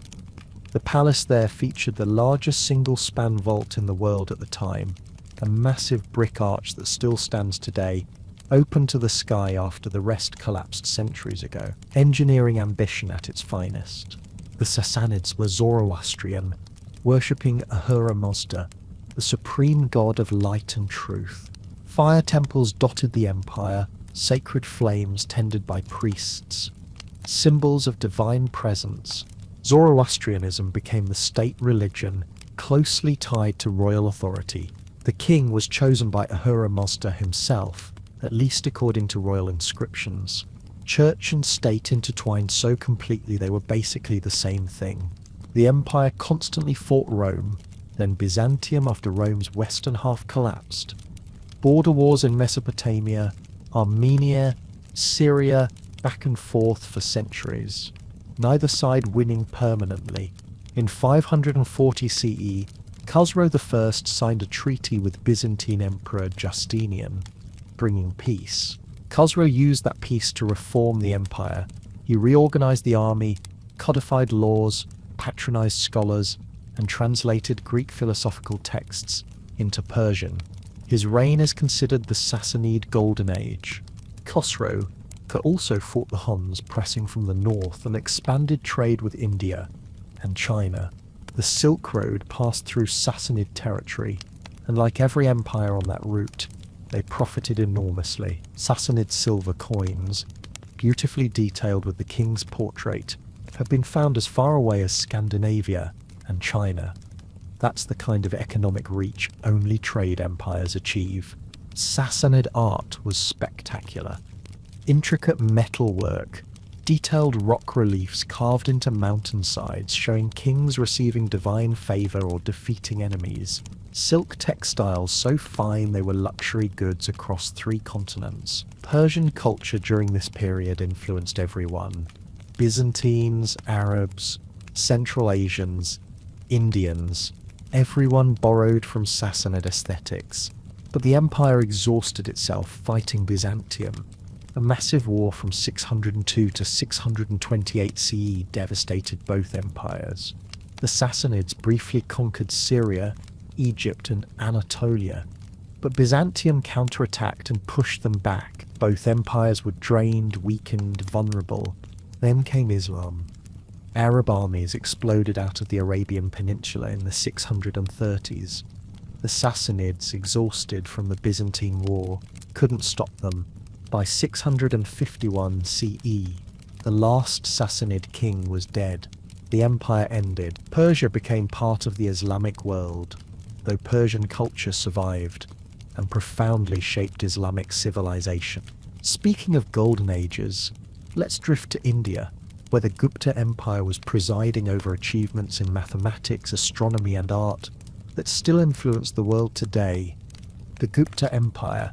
The Gupta Empire doesn't get nearly enough credit. While Rome was collapsing in the west, and Sassanid Persia was fighting Byzantium in the east, the Guptas were presiding over what many historians call India's classical age: mathematics, astronomy, literature, art, medicine. The Guptas didn't invent all of it, but they created conditions where intellectual life flourished. The concept of 0 as a number, not just a placeholder, was formalized during this period. That alone changed human civilization. You're welcome, mathematic. The Gupta Empire began around 320 CE, when Chandragupta I, no relation to the earlier Mauryan emperor, married into a powerful family and expanded his kingdom in the Ganges River Valley. His son, Samudragupta, was the real conqueror. He campaigned across northern India, defeating rival kingdoms, extracting tribute, expanding Gupta territory. Court poets compared him to the gods. He played the harp, wrote poetry, and apparently composed music between military campaigns. A warrior poet king, overachieving in every category, his son Chandragupta II ruled during the empire's peak around 400 CE. The empire stretched from the Arabian Sea to the Bay of Bengal, controlling most of northern and central India. It was wealthy, stable, and culturally vibrant. Cities thrived. Universities attracted scholars. Temples showcased increasingly sophisticated architecture. The Gupta court patronized artists, scientists, and writers, creating an environment where talent could flourish. Aryabhata, one of history's great mathematicians and astronomers, worked during this period. He calculated pi to 4 decimal places, explained eclipses correctly as shadows rather than demons eating celestial bodies, and proposed that Earth rotated on its axis, causing day and night. This was the 5th century CE. Europe wouldn't figure that out for another 1,000 years. Aryabhata also developed algebraic methods and worked with trigonometry. His text influenced Islamic scholars who later transmitted this knowledge to medieval Europe. The decimal system, including the concept of 0, was refined and standardized during the Gupta period. Earlier civilizations had placeholder zeros, symbols indicating empty positions, but the Guptas treated 0 as an actual number you could calculate with. This revolutionized mathematics. Suddenly, complex calculations became manageable. Algebra, calculus, everything that followed depended on this innovation. Literature flourished. Kalidasa, often considered the greatest Sanskrit poet and playwright, wrote during this era. His play, Shakuntala, about love, loss and reunion, was translated into dozens of languages and influenced writers across Asia and eventually Europe. Goethe loved it, that staying power. The Gupta Empire was relatively decentralized. The emperor controlled the core territories directly, but outlying regions were ruled by local kings who pledged loyalty and paid tribute. This made administration easier, but also made the empire fragile. When central authority weakened, regional rulers simply stopped paying attention. Invasions by the Huns from Central Asia in the late 5th century destabilized the empire. By the mid-6th century, the Gupta Empire had fragmented into smaller kingdoms, but the cultural achievements, the scientific advances, the artistic legacy all survived. The Gupta period set standards for Indian civilization that echoed for centuries. Speaking of empires that refused to die, let's return to the Mediterranean, where the eastern half of Rome was thriving as Byzantium, calling itself Roman while becoming something entirely new, the Byzantine Empire. The Byzantine Empire is what happens when you refuse to accept that your empire has fallen. The Western Roman Empire collapsed in 476 CE. Rome was sacked, Germanic kings ruled Italy, classical civilization seemed finished, except the eastern half of the empire kept going and going for another 1,000 years. Constantinople, the eastern capital, outlasted Rome by a millennium, preserving Roman law, Greek culture, and Christian theology while everyone else was busy with the Dark Ages. The Byzantines never called themselves Byzantine.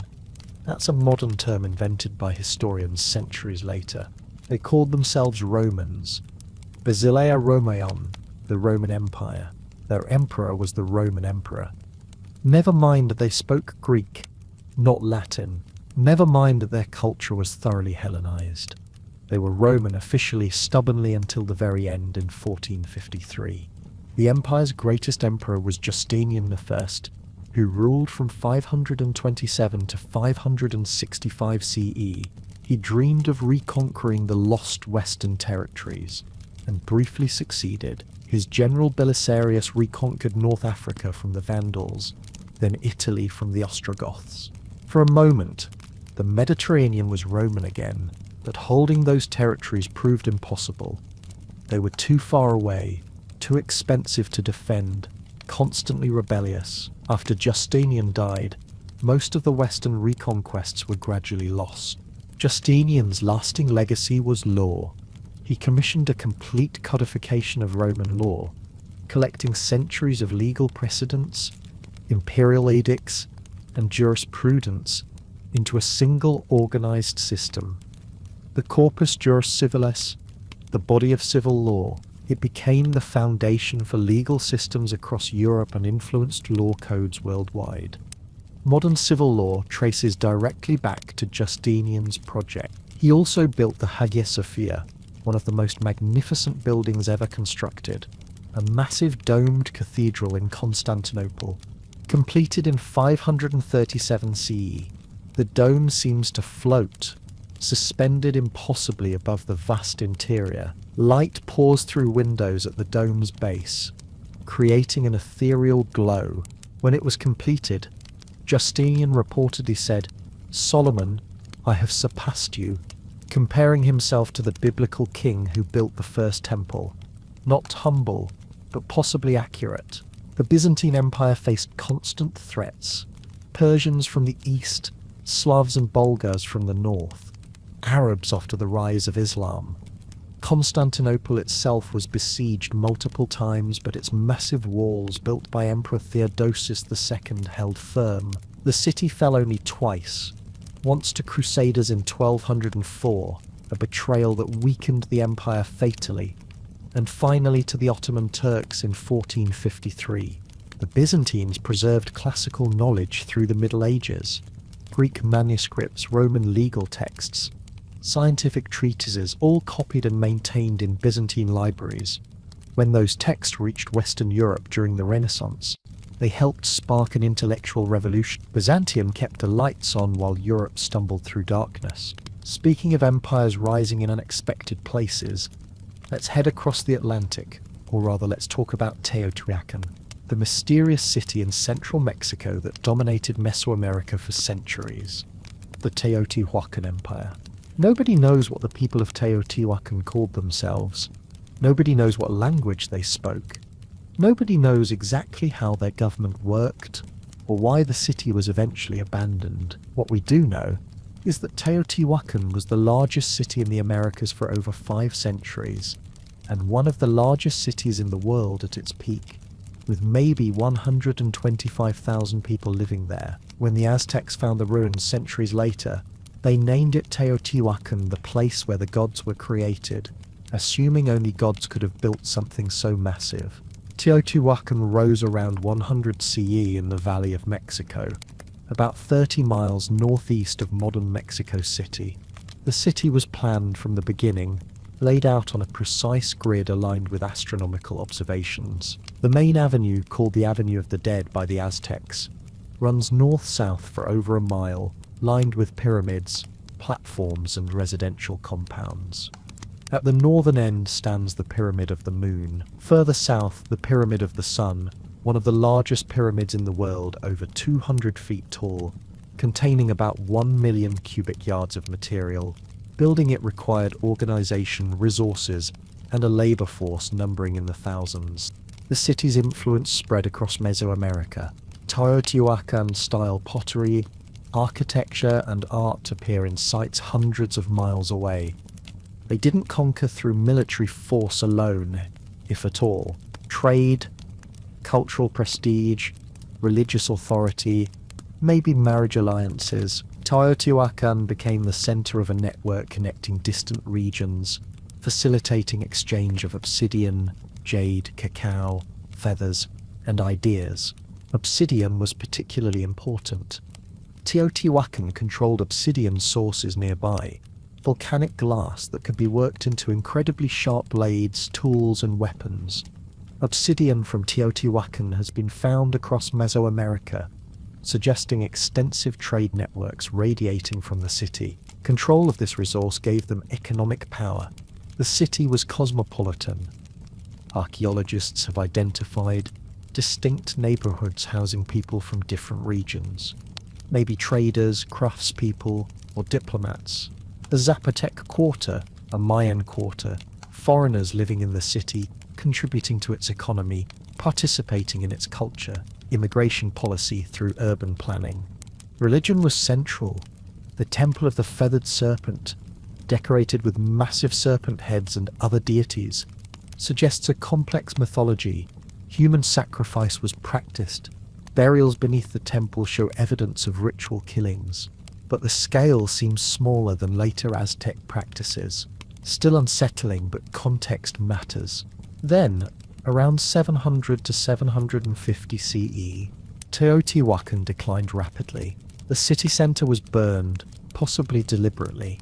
The population dispersed. Theories include internal revolt, environmental degradation, disruption of trade networks, invasion. Nobody knows for certain. The city wasn't completely abandoned, but never regained its dominance. By the time the Aztecs arrived centuries later, Teotihuacan was ruins, a ghost city wrapped in mystery, but its influence persisted. Later Mesoamerican cultures looked back to Teotihuacan as a golden age, imitating its art, invoking its gods, claiming spiritual descent from its unknown builders. Speaking of cultures spreading influence far beyond their borders, let's head to the Arabian Peninsula, where a new religion was about to transform the world and build an empire faster than anyone expected. The Umayyad Caliphate. The Umayyad Caliphate conquered more territory faster than almost any empire in history. Within a century of Islam's founding, the Umayyads ruled from Spain to the borders of India, from the Atlantic Ocean to Central Asia. That's roughly 5 million square miles, controlling an estimated 62 million people. And they did it in less than 90 years. Rome took centuries to build its empire. The Umayyads needed a few generations. Speed was apparently the strategy. The caliphate began in 661 CE, when Muawiyah ibn Abi Sufyan, governor of Syria, took power after the First Islamic Civil War. He established his capital in Damascus, not Medina, where the Prophet Muhammad had ruled. This was controversial. Damascus was cosmopolitan, wealthy, and conveniently located between conquered territories. It was also very much not the holy cities of Mecca and Medina. Critics accused Muawiyah of turning the caliphate into a dynasty. They weren't wrong. He designated his son Yazid as successor, creating hereditary rule. The Umayyad dynasty would last until 750 CE. The Umayyads expanded relentlessly, east into Persia and Central Asia, conquering the remnants of the Sassanid Empire, north into Anatolia, constantly raiding Byzantine territory, besieging Constantinople twice, though unsuccessfully, west across North Africa, defeating Byzantine forces and Berber kingdoms, reaching the Atlantic by the early 700, then across the Strait of Gibraltar into Spain in 711 CE, conquering the Visigothic kingdom within a few years. By 732 CE, Umayyad forces had crossed the Pyrenees into France before being stopped at the Battle of Tours by Charles Martel. European historians sometimes call this the moment that saved Christianity. The Umayyads probably saw it as a setback. Governing this massive, diverse empire was complicated. The Umayyads kept many existing administrative systems: Byzantine bureaucracy in the west, Persian systems in the east. Local elites often kept their positions if they converted to Islam or at least cooperated. Arabic became the official language of administration under Caliph Abd al-Malik around 700 CE, standardizing government communication across the empire. The Umayyads built spectacular architecture. The Dome of the Rock in Jerusalem, completed in 691 CE, with its golden dome and intricate mosaics, remains one of Islam's most recognizable monuments. The Great Mosque of Damascus, built by Caliph al-Walid, featured massive courtyards and ornate decorations, setting architectural standards for mosques across the Islamic world. But the dynasty faced constant challenges. Non-Arab Muslims, called Mawali, resented being treated as second class despite converting to Islam. Shia Muslims rejected Umayyad legitimacy entirely, believing leadership should have remained with the Prophet's family. Regional governors acted increasingly independently. In 750 CE, the Abbasid revolution overthrew the Umayyads, massacring most of the family. One Umayyad prince escaped to Spain and established a separate Umayyad emirate there that lasted another 2 centuries. The Abbasids promised a more inclusive, pious empire. Whether they delivered is another story. Speaking of which, let's talk about the Abbasid Caliphate, Islam's next chapter, featuring Baghdad, censorship, and political intrigue. The Abbasid Caliphate. The Abbasid Caliphate started with a revolution and a promise. Islam would be for everyone, not just Arab elites. The Umayyads had favoured Arabs, taxing non-Arab converts heavily, excluding them from power. The Abbasids claimed descent from the Prophet Muhammad's uncle and promised equality for all Muslims. They swept to power in 750 CE, slaughtered the Umayyad family, almost all of them, and moved the capital from Damascus to a brand new city, Baghdad. The city of peace, built on the Tigris River in 762 CE, designed as a perfect circle, the center of the Islamic world and for a while the center of human civilization. Baghdad under the early Abbasids was extraordinary. Caliph Harun al-Rashid, who ruled from 786 to 809 CE, appears in the Arabian Nights as a figure of legendary wealth and wisdom. The stories exaggerate, obviously, but the court was genuinely magnificent. Diplomats came from Charlemagne's court, from China, from India. Trade routes converged on Baghdad. Silk Road caravans brought goods from the east. Ships arrived from Africa and Southeast Asia. The city grew to maybe 500,000 people, possibly more. One of the largest cities in the world. Harun's son, Al-Mamun, who ruled from 813 to 833 CE, founded the House of Wisdom in Baghdad, a library, research center, and translation institute. Scholars gathered there to translate Greek, Persian, and Indian texts into Arabic. Aristotle, Plato, Euclid, Ptolemy, all preserved and studied. Indian mathematical texts brought the decimal system and concept of zero, which Islamic mathematicians developed further before transmitting to Europe. Al-Khwarizmi, working at the House of Wisdom, wrote treatises on algebra, his name eventually becoming the word algorithm. Science, medicine, astronomy, philosophy, all flourished under Abbasid patronage, but the caliphate was vast, stretching from North Africa to Central Asia, and holding it together proved impossible. Governors in distant provinces started acting independently. By the 9th century, regional dynasties emerged. The Aghlabids in North Africa, the Tahirids in Persia. They technically acknowledged the caliph's authority but ruled autonomously. The caliph became increasingly symbolic, a religious figurehead without real political power. Turkish slave soldiers, called Mamluks, gained influence in Baghdad. Caliphs relied on them for security, and the Mamluks realized they held the real power. They made and unmade caliphs, controlled the treasury, ran the government. By the 10th century, the Abbasid Caliph was essentially a prisoner in his own palace. In 1055 CE, the Seljuk Turks entered Baghdad and took control, claiming to protect the Caliph while actually ruling the Caliphate themselves. The Abbasids continued nominally until 1258 CE, when the Mongols sacked Baghdad, killed the last Caliph, and ended the dynasty. 5 centuries of Abbasid rule, much of it symbolic, but the cultural and intellectual achievements, those were real and lasting. Speaking of golden ages, let's head to China, where the Tang Dynasty was building an empire that rivaled anything the Abbasids could manage, featuring poetry, trade, and occasional chaos. The Tang Dynasty. The Tang Dynasty is what happens when an empire gets everything right for about a century, and then spends the next century and a half dealing with the consequences of success.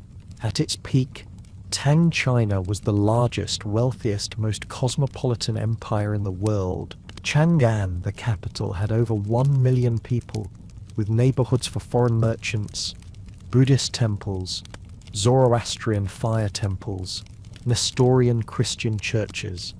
It was a global city when most places were barely regional. Then rebellion, war, and fragmentation reminded everyone that empires are fragile things held together by competence and luck, and both eventually run out.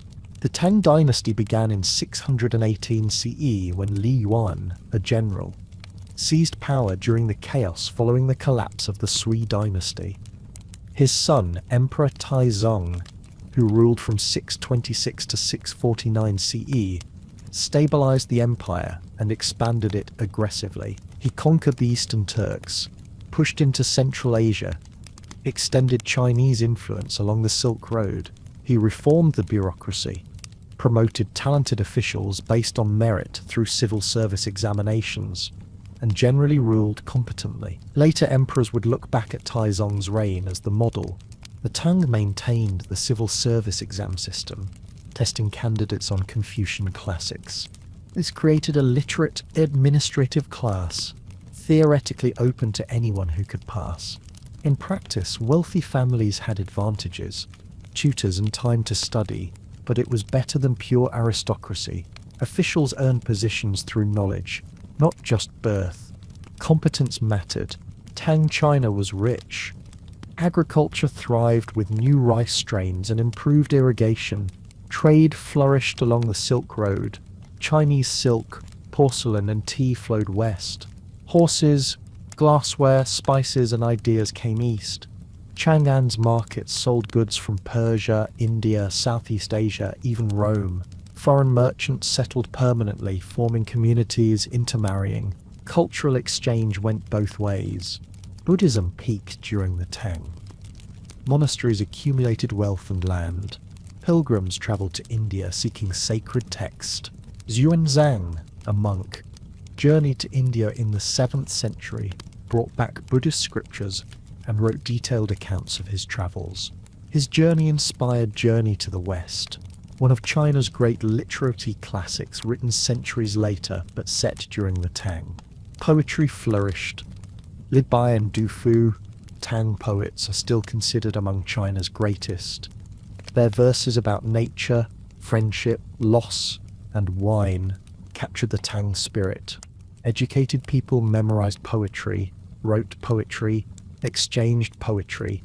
It was the currency of cultured conversation. But in 755 CE, disaster struck. General An Lushan rebelled, capturing Chang'an and declaring himself emperor. The rebellion lasted 8 years, devastated northern China, killed millions. The Tang survived but never fully recovered. Central authority weakened. Regional military governors gained power. The dynasty limped on until 907 CE, but the Golden Age was over. The Tang's legacy endured. Later dynasties used Tang governance models. Tang poetry remained the standard, and Tang China's openness, its cosmopolitan embrace of foreign cultures, became an ideal Chinese civilization aspired to, even if it rarely achieved it again. Speaking of mountain kingdoms surprising everyone, let's head to Tibet, where an empire rose on the plateau and briefly terrified its neighbors.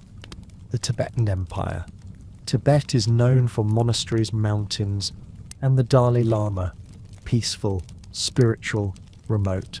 But between the 7th and 9th centuries CE, Tibet was a military powerhouse that terrified China, invaded Central Asia, and briefly occupied the Tang Dynasty capital. The Tibetan Empire conquered territory from the Himalayas to the Tarim Basin, controlled crucial Silk Road routes, and made everyone nervous. Then Buddhism arrived, priorities shifted, and the warrior empire transformed into something very different. The Tibetan Empire began around 618 CE, when Song Gampo unified the Tibetan Plateau's warring tribes.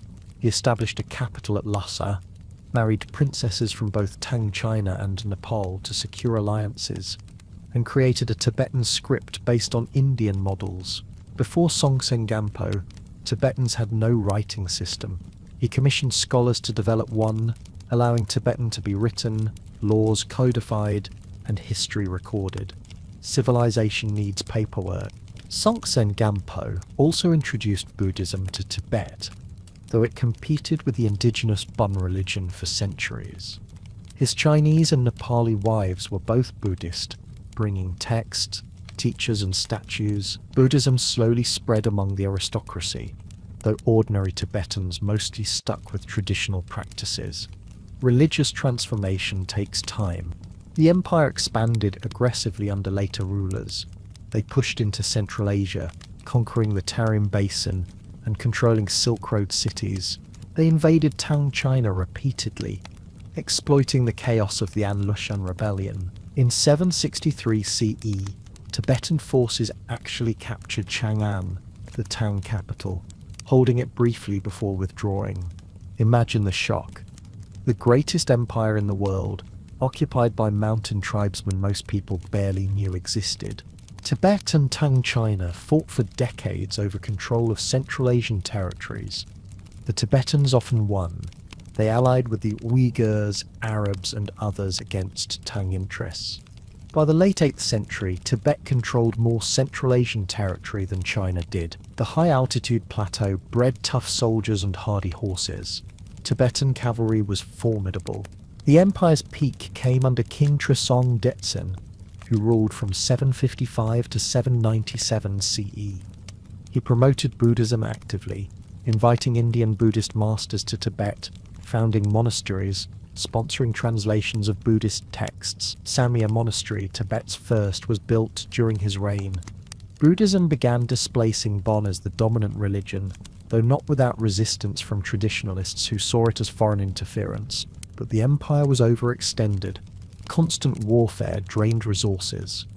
Internal conflicts between Buddhist and Bon factions destabilized politics. In 842 CE, King Langdama, a Bon supporter, was assassinated by a Buddhist monk. The empire collapsed into civil war. Regional leaders declared independence. The unified Tibetan state fragmented. Tibet never regained imperial status. Buddhism triumphed over Bon and became central to Tibetan identity. The The warrior empire became the spiritual center it's known as today, a complete transformation from conqueror to monastery. Speaking of empires trying to recreate past glory, let's head to Western Europe, where Charlemagne was attempting to resurrect Rome with questionable success. The Carolingian Empire. Charlemagne had a vision: restore the Roman Empire in the West. Christianity instead of paganism. Franks instead of Romans. But otherwise the same basic idea. One emperor, one church, one civilization stretching across Europe. For a brief moment he almost pulled it off. He conquered most of Western Europe, was crowned emperor by the Pope on Christmas Day 800 CE, and presided over a cultural revival that preserved classical learning through the Dark Ages. Then he died. His grandsons divided the empire into 3 pieces, and Europe went back to being a chaotic collection of feuding kingdoms. But for about 40 years it was magnificent. The Carolingian Empire began with Charles Martel, Charlemagne's grandfather, who defeated the Umayyad invasion at the Battle of Tours in 732 CE. His son, Pepin the Short, deposed the last Merovingian king and founded the Carolingian dynasty. But Charlemagne, ruling from 768 to 814 CE, was the one who transformed the powerful kingdom into something resembling an empire. Charlemagne conquered constantly. He invaded Italy, defeated the Lombards, and claimed the title King of the Lombards. He pushed east, fighting the Saxons for over 30 years, forcibly converting them to Christianity. Brutal campaigns, mass deportations, executions of those who refused baptism. The Saxons resisted fiercely, but eventually submitted. Charlemagne annexed Saxony, Bavaria, and pushed into Slavic territories. He invaded Spain, capturing territory from the Umayyads, establishing the Spanish March as a buffer zone. By 800 CE, his empire stretched from the Pyrenees to the Elbe River, from the North Sea to central Italy. On Christmas Day 800 CE, Pope Leo III crowned Charlemagne Emperor of the Romans in Rome. Whether Charlemagne wanted this or was surprised, as his biographer claimed, is debated. Probably he knew. The title gave him legitimacy, positioned him as successor to the Western Roman emperors, and deeply annoyed the Byzantine Emperor, who considered himself the only Roman emperor. Politics and theology intertwined messily. Charlemagne couldn't read, reportedly, though he tried to learn late in life, but he valued education intensely. He established the palace school at his capital in Aachen, inviting scholars from across Europe. Alcuin of York, an English monk, led educational reforms. Monasteries became centers of learning, copying classical texts, preserving Roman and early Christian writings. The Carolingian Renaissance wasn't a renaissance like the later Italian one, but it kept knowledge alive during Europe's darkest centuries. Charlemagne also standardized writing. Carolingian minuscule, a clear, legible script, replaced the chaotic handwriting styles used across Europe. Modern lowercase letters descend from this script. Every time you read, you're benefiting from Carolingian standardization. After Charlemagne died in 814 CE, his son Louis the Pious inherited the empire. When Louis died in 840 CE, his 3 sons divided it via the Treaty of Verdun. West Francia, Middle Francia, East Francia. The empire fractured. The dream of united Europe ended. The kingdoms evolved into modern France, Germany, and Italy. Close but not quite Rome reborn.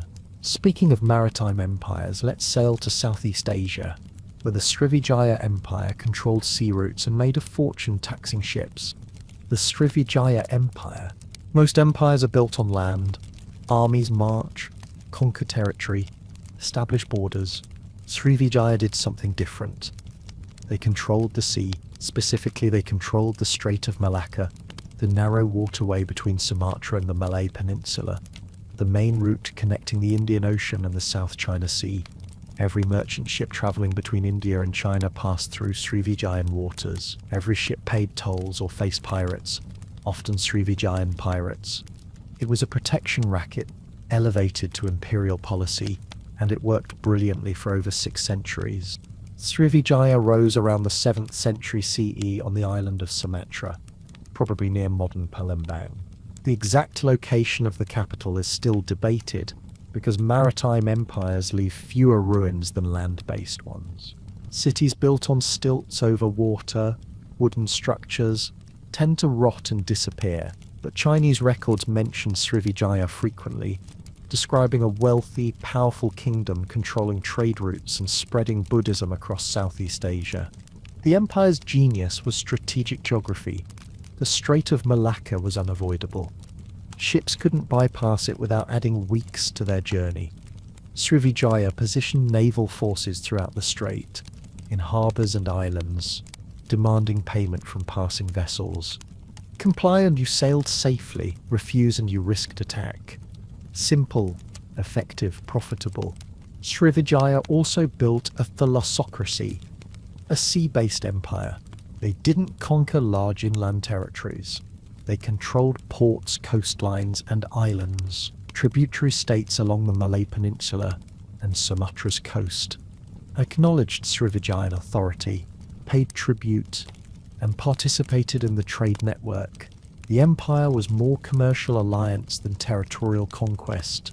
Held together by economic incentives and naval power, Buddhism thrived under Srivijaya. The empire became a major center of Buddhist learning. Chinese monks traveling to India to study Buddhism often stopped in Srivijaya for months, studying with local masters. The Chinese monk Yujing spent years there in the late 7th century, praising Srivijayan scholarship and recommending it as a place to study Sanskrit and Buddhist texts. Monasteries proliferated. Srivijaya became the Southeast Asian hub for Buddhism, connecting Indian and Chinese Buddhist tradition. The empire minted no coins, kept few written records that survived. What we know comes mostly from Chinese sources, stone inscriptions found in Sumatra, and archaeological evidence slowly emerging from jungles and rivers. It's frustratingly incomplete.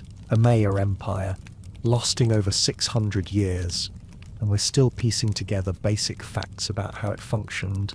Srivijaya declined around the 13th century.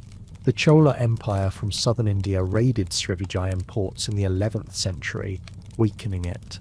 The rise of competing kingdoms, particularly Majapahit and Java, eroded its dominance. Shifts in trade routes reduced the strait's importance. By the 14th century, Srivijaya had fragmented. The ports remained important, but the unified empire was gone. Speaking of empires building magnificent temples, let's head to mainland Southeast Asia, where the Khmer Empire was constructing Angkor Wat and ruling from a hydraulic capital that engineered water like Rome engineered roads. The Khmer Empire built the largest religious structure in the world, ruled from a capital with the most sophisticated water management system in the pre-modern world, and then mysteriously declined, leaving their temples to be swallowed by jungle for centuries. Angkor Wat, the iconic temple with 5 towers rising above the forest, was forgotten by the outside world until French explorers stumbled upon it in the 19th century and couldn't believe something so magnificent had been hidden. The Khmer didn't forget, obviously. They knew it was there, but the rest of the world had moved on. The Khmer Empire began around 802 CE, when King Jayavarman II declared independence from Javanese overlords and established himself as a Devaraja, a god-king on earth. He founded a kingdom centered in the Angkor region of modern Cambodia. Over the next 6 centuries, successive kings expanded the empire across mainland Southeast Asia, controlling parts of Thailand, Laos, Vietnam, and Malaysia. Angkor, the capital, was an engineering marvel. The Khmer built massive reservoirs called barrays, enormous rectangular lakes storing water for the dry season. Canals, moats and channels distributed water throughout the city and surrounding rice fields. This hydraulic system allowed multiple rice harvests per year, supporting a population possibly exceeding 1 million in the Angkor region. Water was infrastructure, agriculture, defense, and religious symbolism all at once. The temples were where Khmer ambition truly showed. Kings competed to build larger, more elaborate temple complexes, each one a cosmic representation of Mount Meru, the center of the universe in Hindu and Buddhist cosmology. Angkor Wat, built by King Suryavarman II in the early 12th century, was originally a Hindu temple dedicated to Vishnu. It covers over 400 acres. The central tower rises 213 feet. The entire structure is aligned astronomically, the sun rising directly behind the central tower during the spring equinox. Walking through it feels like entering another world. Later, King Jayavarman VII built Angkor Thom, a new capital city, and the Bayon Temple with its massive stone faces gazing serenely in all directions. He converted to Buddhism, and many Khmer temples shifted from Hindu to Buddhist use, demonstrating religious flexibility. The same monuments served different gods depending on the king's preference. But by the 14th century, the Khmer Empire was declining. Overextension, wars with neighbouring Thai kingdoms, environmental degradation from deforestation. The intricate water system required constant maintenance. When central authority weakened, the system failed. Reservoirs silted up, canals clogged, rice production dropped. The capital was sacked by Thai forces in 1351 and again in 1431. The Khmer eventually abandoned Angkor, moving the capital south. The temples remained, slowly consumed by jungle, roots cracking stone, vines covering carvings, a reminder that even the most magnificent empires fade, and nature always reclaims what humans build. Speaking of empires that claimed grand titles, let's talk about the Holy Roman Empire, which was neither holy nor Roman, nor particularly good at being an empire. The Holy Roman Empire. Voltaire famously said the Holy Roman Empire was neither holy nor Roman nor an empire. He had a point. It was a loose confederation of hundreds of semi-independent territories, kingdoms, duchies, bishoprics, and free cities, all technically ruled by an elected emperor but really governed by whoever had local power. It lasted over 800 years through sheer institutional inertia, and the fact that nobody could agree on what should replace it. Call it dysfunctional, call it decentralized, call it whatever you want. It existed, and that counts for something. The empire began in 962 CE when Otto I, King of Germany, was crowned emperor by the Pope in Rome. He was trying to recreate Charlemagne's empire, which itself was trying to recreate the Roman Empire. Copies of copies, each generation farther from the original. Otto controlled much of modern Germany and northern Italy, defended the papacy from enemies, and received imperial coronation as a reward. The title Holy Roman Emperor wouldn't be officially used until the 13th century, but the concept started with Otto. The empire was elective, not hereditary, at least in theory. 7 prince-electors, powerful nobles, and archbishops chose each emperor. The position usually stayed within powerful families. The Habsburgs dominated for centuries, but technically it was an election. This meant emperors needed to negotiate, bribe, and compromise constantly to maintain power. Central authority was weak. Local princes ruled their territories almost independently, occasionally acknowledging the emperor, mostly doing whatever they wanted. The empire was also entangled with the Catholic Church.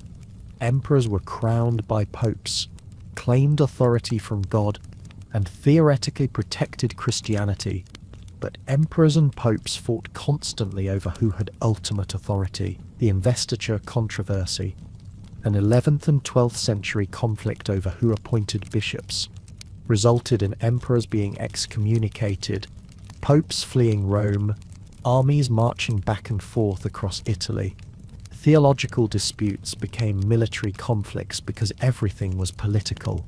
The empire's greatest strength was also its greatest weakness. Fragmentation, because power was dispersed among hundreds of small states. No single ruler could dominate completely. This prevented tyranny, but also prevented effective governance. Reforms were nearly impossible.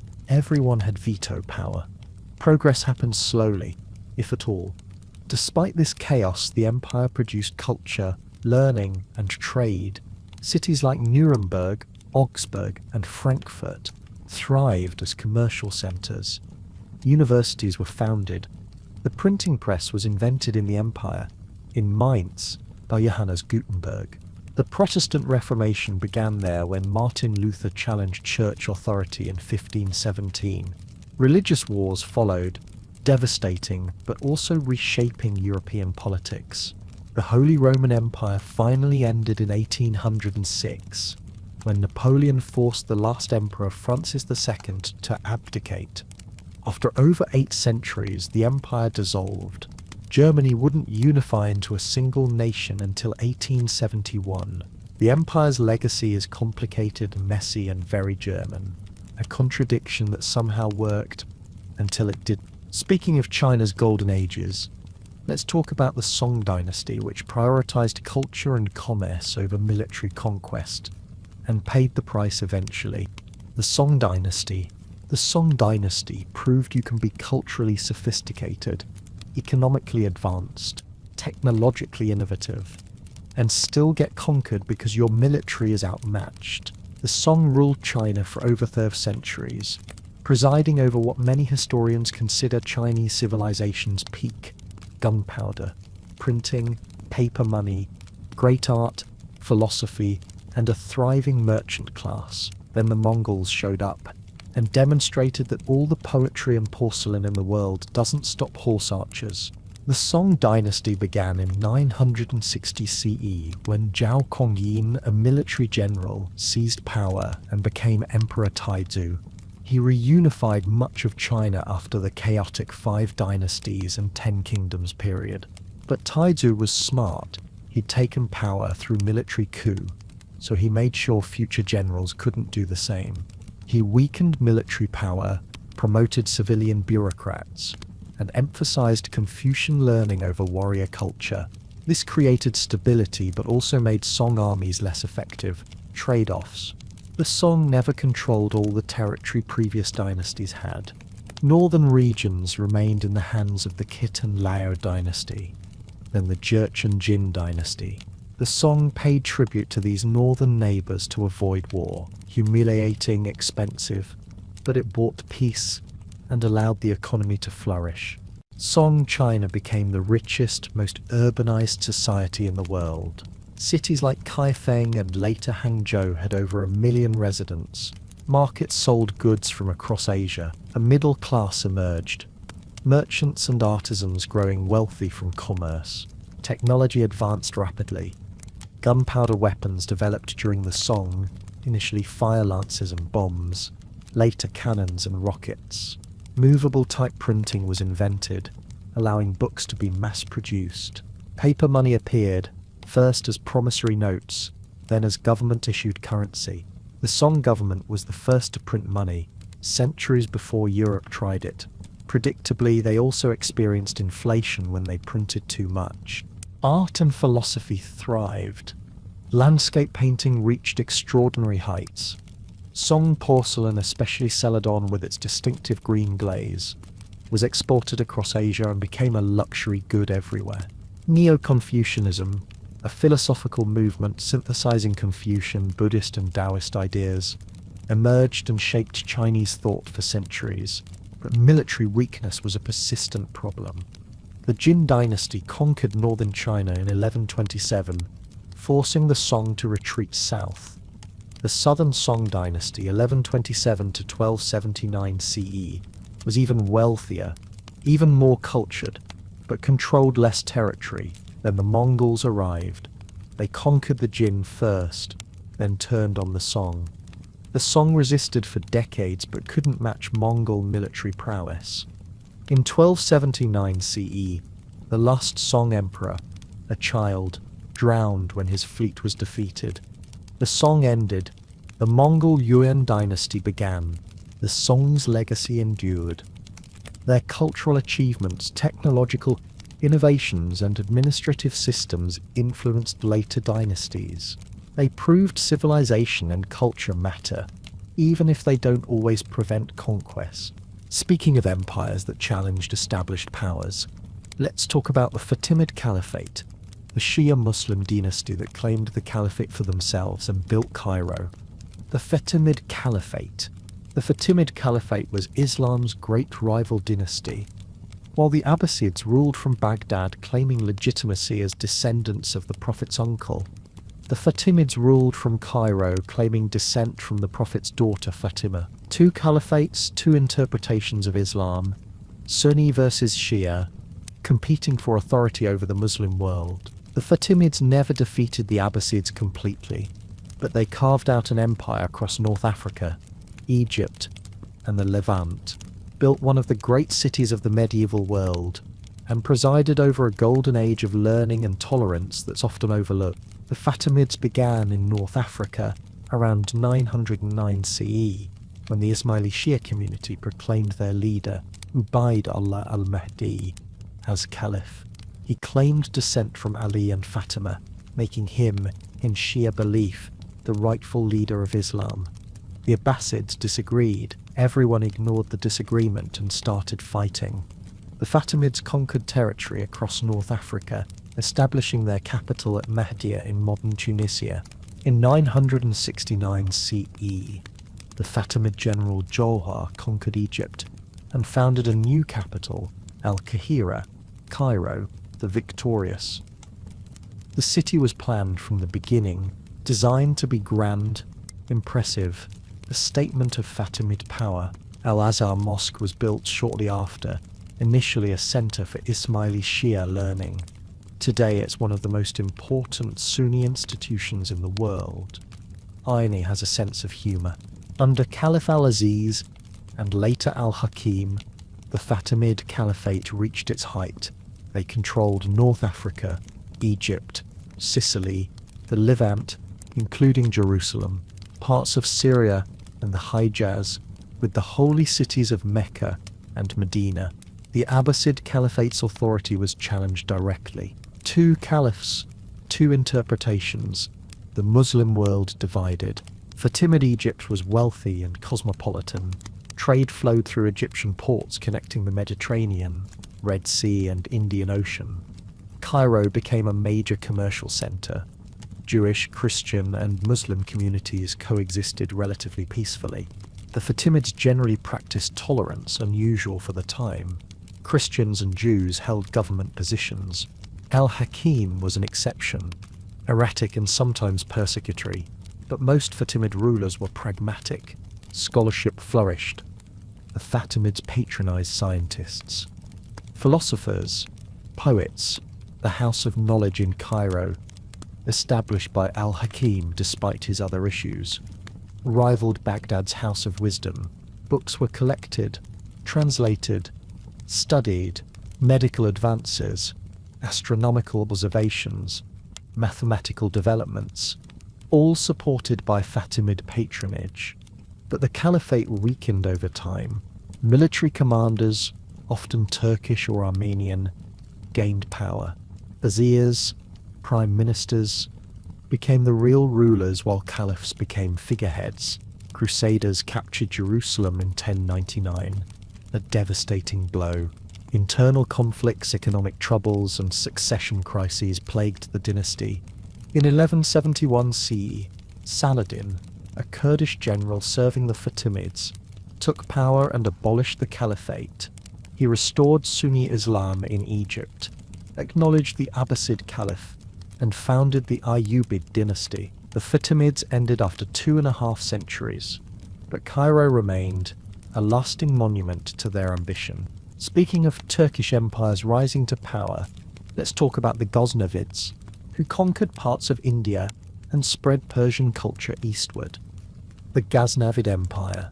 The Ghaznavid Empire started as a side project of the Sassanid Empire and ended up conquering northern India while their original overlords collapsed into irrelevance. It's a classic story of the servant becoming more successful than the master, featuring Turkish slave soldiers who became kings, a sultan obsessed with raiding India, and a court that patronized some of the greatest Persian poets in history. Not bad for a dynasty that lasted less than 2 centuries. The Ghaznavids began as military slaves, Mamluks in the service of the Sassanid Empire in Central Asia.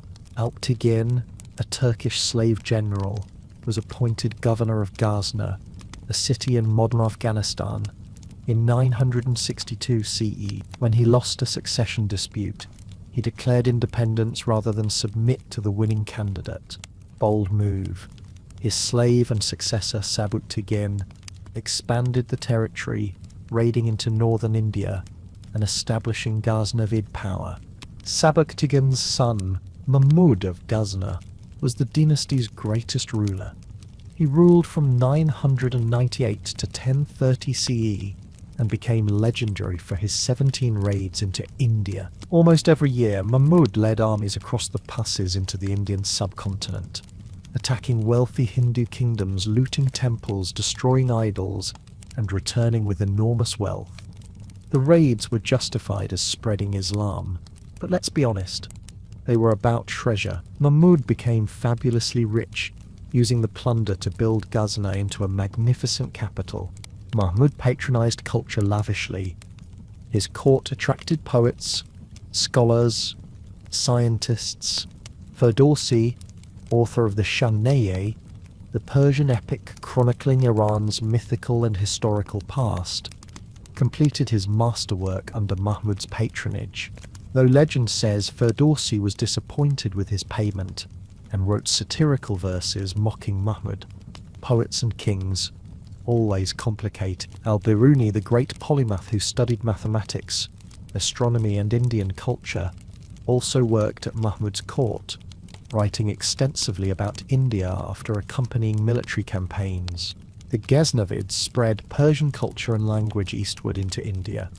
Persian became the court language, influencing Indian literature, administration, and culture for centuries. The Mughal Empire, centuries later, would use Persian as its official language, a legacy tracing back to the Ghaznavids. But Mahmud's empire was built on constant warfare. After he died, his successors struggled to maintain it. The Seljuk Turks, rising in Central Asia, defeated the Ghaznavids and pushed them out of their western territories. The Ghaznavids retreated into Afghanistan and northern India, continuing to rule but with diminished power. By the 12th century, the Ghaznavids were confined to a small region around Lahore in modern Pakistan. The Ghaznavid dynasty from central Afghanistan conquered them in 1186 CE. The empire ended, but its cultural legacy persisted. Persian lichen, Islamic influence in India, architectural styles, all bore Ghaznavid marks. The Ghaznavids proved that military prowess combined with cultural patronage creates lasting legacies, even if the empire itself is relatively short-lived. Speaking of Turkish dynasties that grew into massive empires, let's talk about the Seljuks, who dominated the Middle East and terrified Byzantium into calling for help, accidentally starting the Crusades. The Seljuk Empire. The Seljuk Turks went from Central Asian nomads to rulers of the Islamic world in about a century, which is impressively fast even by empire-building standards. They conquered Persia, took Baghdad, defeated the Byzantine Empire at one of history's most consequential battles, and generally reshaped the medieval Middle East. They also accidentally triggered the Crusades by being too successful at conquering Byzantine territory. Unintended consequences. The gift that keeps on giving. The Seljuks were Oghuz Turks from the Central Asian steppes who converted to Sunni Islam in the 10th century. They served as mercenaries for various Central Asian rulers before deciding they could do better running things themselves. Under their leader Tughril Beg, they conquered Khorasan in northeastern Persia around 1037 CE, then kept going. By 1055 CE, they'd taken Baghdad. The Abbasid Caliph, powerless and desperate for protection from local warlords, welcomed them. Tughril Beg received the title Sultan, meaning authority or power, and became the real ruler of the caliphate, while the caliph remained a religious figurehead. Tughril's nephew Alp Arslan, meaning brave lion, which is an excellent name for a conquering sultan, expanded the empire westward into Anatolia and the Byzantine Empire's eastern provinces. In 1071 CE, He faced Byzantine Emperor Romanos IV at the Battle of Manzikert. The Byzantines had a larger army. Alp Arslan won decisively, capturing the emperor himself. This was catastrophic for Byzantium. The defeat opened Anatolia to Turkish settlement. Over the next decades, Turkish tribes flooded into Anatolia, establishing themselves permanently. Byzantine Asia Minor, the empire's heartland, was lost. The Byzantine emperor appealed to the Pope for help against the Turkish threat. This appeal, combined with Seljuk control of Jerusalem and reported difficulties for Christian pilgrims, led Pope Urban II to call for the First Crusade in 1095 CE. The Seljuks hadn't planned to start a 2-century religious war. They just wanted territory and wealth. But crusading Europeans arrived anyway, complicating everyone's plans. Under Alp Arslan's son Malik Shah and his brilliant Persian vizier Nizam al-Mulk, the Seljuk Empire reached its greatest extent. Stretching from Afghanistan to the Mediterranean, Nizam al-Mulk reformed administration, established schools called madrasas to educate administrators and religious scholars, and wrote a famous political treatise.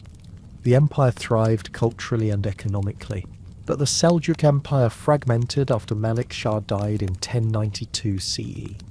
Succession disputes split it into rival branches. The Great Seljuk Empire, based in Persia, declined, while the Sultanate of Rum in Anatolia became independent. Regional governors acted autonomously. The Crusaders captured Jerusalem in 1099, further weakening Seljuk prestige. By the mid-12th century, the Great Seljuk Empire had effectively ended, fragmented into smaller states, but Turkish presence in Anatolia was permanent. The Seljuks had fundamentally changed the region's demographics and politics, setting the stage for the later Ottoman Empire. Speaking of Muslim dynasties in North Africa, let's head west to the Almoravids, who united Morocco and controlled a desert empire stretching into Spain. The Almoravid Empire. The Almoravid Empire started with a religious reform movement among Berber tribes in the Sahara Desert, and ended up controlling an empire stretching from Senegal to Spain.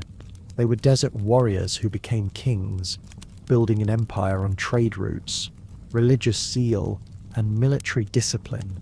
Then they got soft, or at least their critics said so, and were replaced by an even stricter reform movement that accused them of losing their way. Religious empires tend to have that problem. The Almoravids emerged in the mid-11th century among the Sanhaja Berber tribes of the Western Sahara. A religious scholar named Abdullah ibn Yasin preached strict adherence to Islamic law. Criticizing the lax practices he saw among desert tribes, he gathered followers who called themselves Almorabitan, people of the Ribat, a fortified monastery. They were reformers, warriors, and extremely serious about living correctly. Under military leaders Yahya ibn Umar and later his brother Abu Bakr ibn Umar, the Almoravids conquered Morocco, uniting Berber tribes and establishing Marrakesh as their capital in 1062 CE. The city was strategically located, controlling trans-Saharan trade routes bringing gold and slaves from West Africa to the Mediterranean. The Almoravids grew wealthy, taxing this trade. They expanded south into West Africa, conquering the Ghana Empire around 1076 CE and taking control of gold-producing regions. North African gold, much of it flowing through Almoravid territory, fueled medieval European economies. The Almoravids literally controlled the gold. Then they turned north into Al-Andalus, Muslim Spain, the Taifa kingdoms, small successor states after the collapse of the Umayyad Caliphate of Cordoba, were wealthy but weak, constantly fighting each other and paying tribute to Christian kingdoms. When Alfonso VI of Castile captured Toledo in 1085, the Taifa kings panicked and invited the Almoravids to help. Yusuf ibn Tashfin, the Almoravid leader, crossed into Spain, defeated Alfonso at the Battle of Sagracas in 1086, and decided Spain was too nice to leave. He conquered the Taifa kingdoms, annexing Al-Andalus to his empire. The Almoravid Empire now stretched from the Senegal River to the Ebro River in Spain. Unified, disciplined, and wealthy, but success brought problems. The Almoravids became comfortable. They built palaces, patronized scholars, collected taxes, acted like kings. Critics, particularly another Berber reform movement called the Almohads, accused them of abandoning the strict religious principles they'd originally championed. Corruption, luxury, compromise, the usual accusations against successful movements.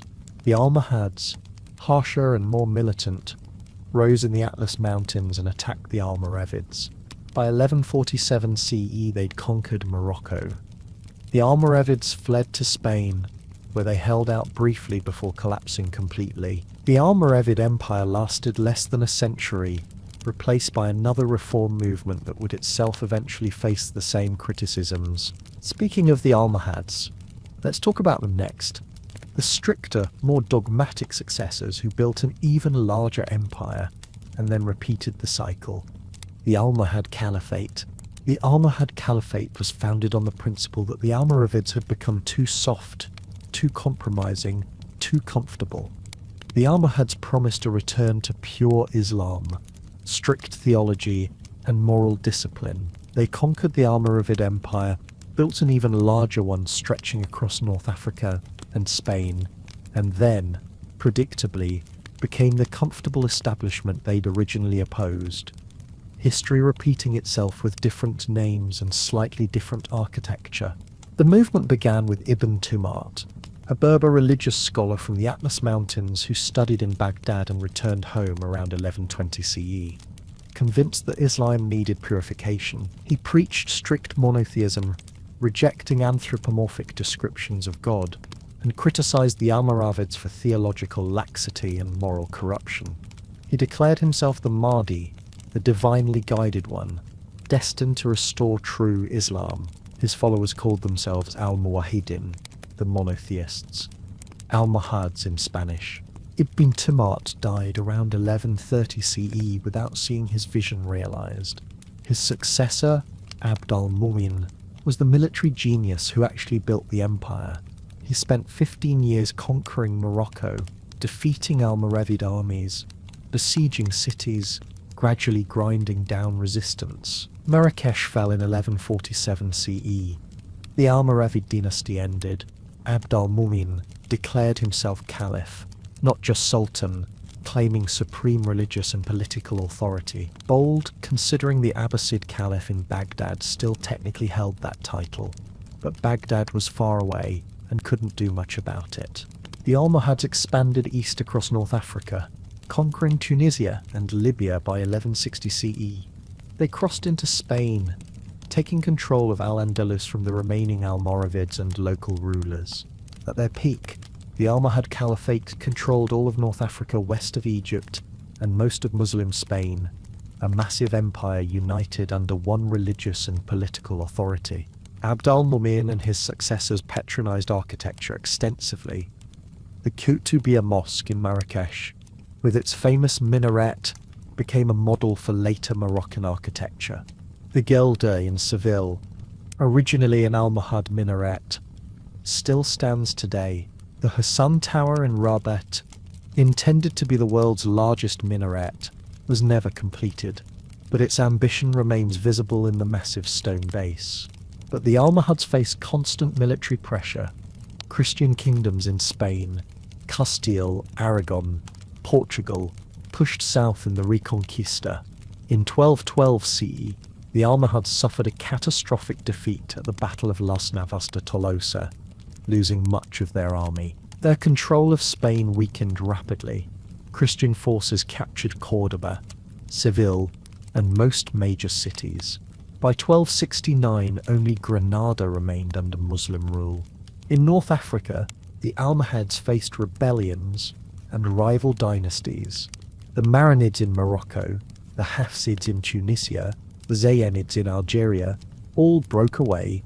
By 1269 CE, the Almohad Caliphate had collapsed, fragmenting into smaller states.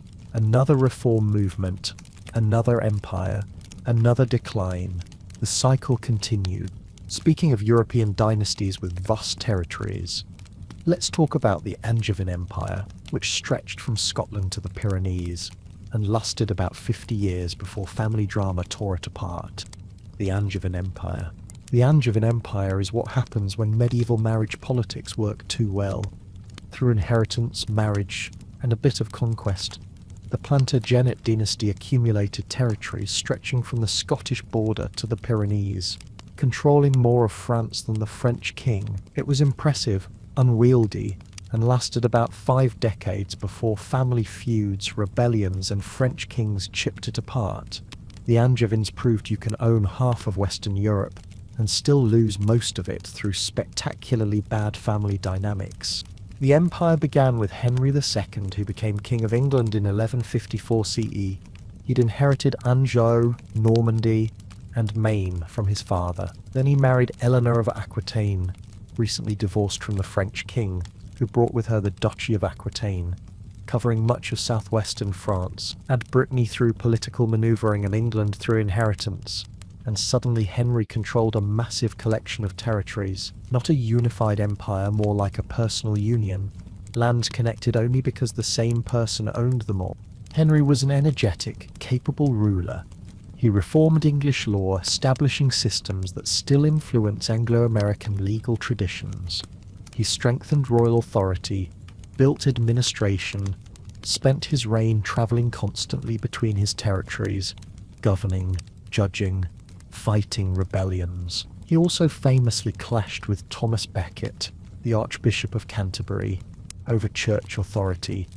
Becket was murdered in Canterbury Cathedral in 1170 CE, possibly by knights who thought they were doing Henry a favour. Henry probably didn't order it directly, but he definitely complained about Becket loudly enough that someone took initiative. Public relations disaster. Henry's sons were a problem. Richard I, the Lionheart, famous crusader and mediocre king, spent most of his reign fighting in the Holy Land, or being held for ransom. He spoke French, barely visited England, and seemed to view his kingdom primarily as a funding source for warfare. John, the youngest son, became king after Richard died in 1199 CE and promptly lost most of the French territories. King Philip II of France, clever and patient, exploited every weakness. He allied with Henry's rebellious sons, supported rival claimants, and gradually conquered Normandy, Anjou, Maine, most of the northern territories. By 1214 CE, after John's defeat at the Battle of Bouvines, the Angevin Empire was reduced to England and parts of Aquitaine. The English kings kept claiming French territories for centuries, leading to the 100 Years' War, but the actual empire was gone. The Angevin Empire's legacy is complicated. It strengthened connections between England and France, influenced law and administration, created cultural exchange, but it also started centuries of Anglo-French conflict. Possessing that much territory made English kings too powerful, threatening French kings, ensuring constant warfare. Perhaps empires that depend entirely on one family's marriages and inheritances aren't the most stable long-term strategy. Surprising, really.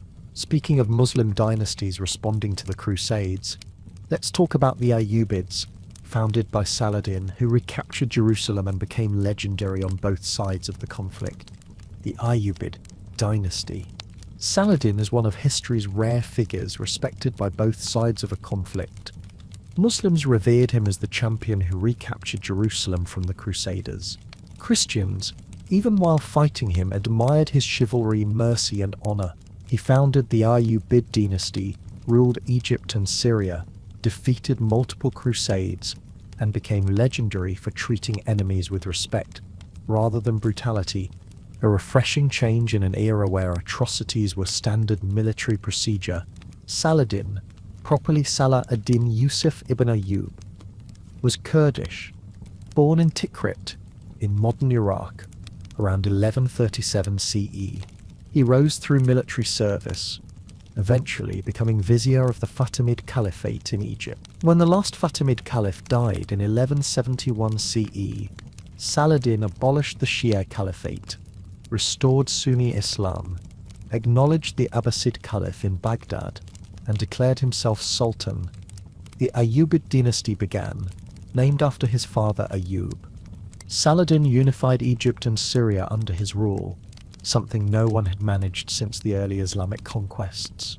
He needed unity to face the Crusader states established after the First Crusade: the Kingdom of Jerusalem, the County of Tripoli, the Principality of Antioch, all Latin Christian states carved out of Muslim territory. Saladin methodically conquered surrounding territories, isolating the Crusader states, building resources for a decisive campaign. In 1187 CE, Saladin defeated the Crusaders at the Battle of Hattin, capturing King Guy of Jerusalem and most of the kingdom's military leadership. Then he marched on Jerusalem. The city surrendered in October 1187 after a brief siege. Saladin allowed Christian residents to leave safely upon paying ransom. Those who couldn't pay, he freed anyway, or reduced the ransom. He forbade looting, protected churches. When the Crusaders had captured Jerusalem in 1099, they'd massacred thousands. Saladin's mercy was a stark contrast that shocked and impressed Christian Europe. The Third Crusade followed. Richard the Lionheart of England, Philip II of France, and Frederick Barbarossa of Germany led armies east to recapture Jerusalem. Frederick drowned crossing a river in Anatolia. Philip went home after capturing Acre, leaving Richard to fight Saladin. They battled for 2 years. Richard won several engagements but couldn't take Jerusalem. They negotiated a treaty in 1192. Jerusalem remained Muslim, but Christian pilgrims gained access. Both sides claimed victory. Both were probably exhausted. Saladin died in 1193 CE, shortly after the treaty. His empire fractured among his sons and relatives, dividing into competing Ayyubid principalities in Egypt, Syria, and Mesopotamia. The dynasty lasted until 1250, when the Mamluks, slave soldier elites, overthrew the last Ayyubid sultan in Egypt and established their own sultanate. The Ayyubids proved that empires can be built on competence and respect, not just fear and brutality. Saladin's reputation survived centuries because he embodied ideals both Muslims and Christians valued. Rare achievement. Speaking of Muslim powers in India, let's talk about the Delhi Sultanate, 5 dynasties ruling northern India for over 3 centuries and spreading Islamic culture across the subcontinent. The Delhi Sultanate was 5 dynasties ruling northern India over 3 centuries, constantly fighting off Mongol invasions, suppressing rebellions, and trying to expand south into territories that really didn't want to be conquered. It wasn't a single empire with one continuous government. It was a succession of dynasties, each founded by a successful general or slave soldier who seized power, ruled until someone else seized it. Repeat. Stability was relative, but the Sultanate spread Islamic culture across India, built magnificent architecture, and proved that Turkish and Afghan rulers could establish lasting power in the subcontinent. The Sultanate began in 1260 CE when Qutbuddin Aybak, a former slave general, established himself as Sultan in Delhi after his master Muhammad of Ghor died. The slave dynasty, also called the Mamluk dynasty, ruled further. Aybak started construction of the Qutb Minar, a massive victory tower that still stands in Delhi, over 230 feet tall, the tallest brick minaret in the world. A statement in stone: we're here, we're staying, build accordingly. The most capable slave dynasty sultan was Iltutmish, who consolidated control, repelled Mongol invasions, and received official recognition from the Abbasid Caliph as ruler of India. His daughter, Razia Sultana, briefly ruled from 1236 to 1240 CE, one of the few female Muslim rulers in history. She dressed as a man, led armies personally, and ruled competently until nobles overthrew her because apparently competence wasn't enough to overcome gender prejudice. The Mongols were a constant threat. Genghis Khan's armies ravaged Central Asia and threatened India's northwestern borders. Later Mongol invasions under various Khans tried repeatedly to conquer the Sultanate. Delhi's sultans fought them off, sometimes barely. Alauddin Khilji, of the Khilji dynasty that succeeded the Slave dynasty, repelled multiple Mongol invasions in the early 1400s. He also reformed administration, controlled prices to keep the army fed, and conquered much of southern India, though controlling it proved harder than conquering it. The Tuvlak dynasty followed, ruling from 1320 to 1398 CE. Muhammad bin Tuvlak was brilliant, erratic, and possibly insane. He moved the capital from Delhi to Teotihuacan in the Deccan, forcing the entire population to relocate over 700 miles, then changed his mind and moved everyone back. He introduced copper currency to replace silver, causing economic chaos. He had grand visions, terrible execution. The Sultanate weakened after Timur sacked Delhi in 1398, slaughtering thousands and carrying off enormous plunder. The Sayyid and Lodi dynasties that followed controlled less territory, ruled less effectively. In 1526 CE, Babur, a Central Asian conqueror and descendant of Timur and Genghis Khan, defeated the last Lodi Sultan and established the Mughal Empire. The Delhi Sultanate ended, but Islamic culture, architecture, and administration in India had been permanently established. Persian became the court language, influencing Indian literature. Indo-Islamic architecture blended Indian and Islamic styles, creating monuments still admired today. Speaking of Mongols, let's talk about the empire Genghis Khan built, the largest contiguous land empire in history, created through terror, organization, and horses. The Mongol Empire. The Mongol Empire was the result of one man deciding the entire world should belong to him and his descendants, then actually coming close to achieving it. Genghis Khan and his successors conquered more territory than anyone before or since, creating the largest contiguous land empire in history. From Korea to Hungary, from Siberia to the Persian Gulf, the Mongols ruled over 100 million people. They did this through superior horsemanship, terrifying military tactics, and a willingness to destroy any city that resisted. Surrender immediately and you live. Resist and your city became a cautionary tale. The Mongol Empire began with Temujin, born around 1162 CE into a minor Mongol clan. His father was poisoned when he was young. His family was abandoned, nearly starved.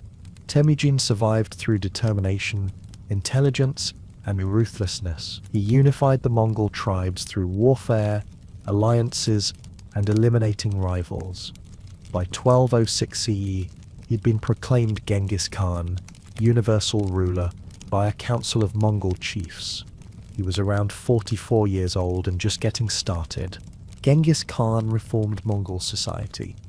He organized the army into units of 10, 100,000, and 10,000, promoting based on merit rather than aristocratic birth. He established a legal code, the Yasa, providing structure to nomadic society. He created a postal system, relay stations where messengers could change horses, ensuring rapid communication across vast distances. He was illiterate but understood organization's importance. Then he conquered. First, he attacked the Qin Dynasty in northern China, besieging cities. Learning siege warfare from Chinese engineers he captured. The Mongols were nomadic horsemen, unused to attacking fortifications. They learned quickly. Next he turned west, invading the Khwarezmian Empire in Central Asia and Persia. The Shah had executed Mongol envoys. A fatal mistake. Genghis Khan destroyed the Khwarezmian Empire so thoroughly it never recovered. Cities that resisted were razed. Populations slaughtered. Surrender was always offered first. Refusal meant annihilation.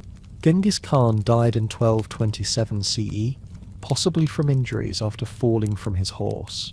His empire was divided among his sons and grandsons, who continued expanding. Umayyad Khan, his successor, completed the conquest of northern China and invaded Europe, reaching Hungary and Poland before withdrawing after Umayyad's death.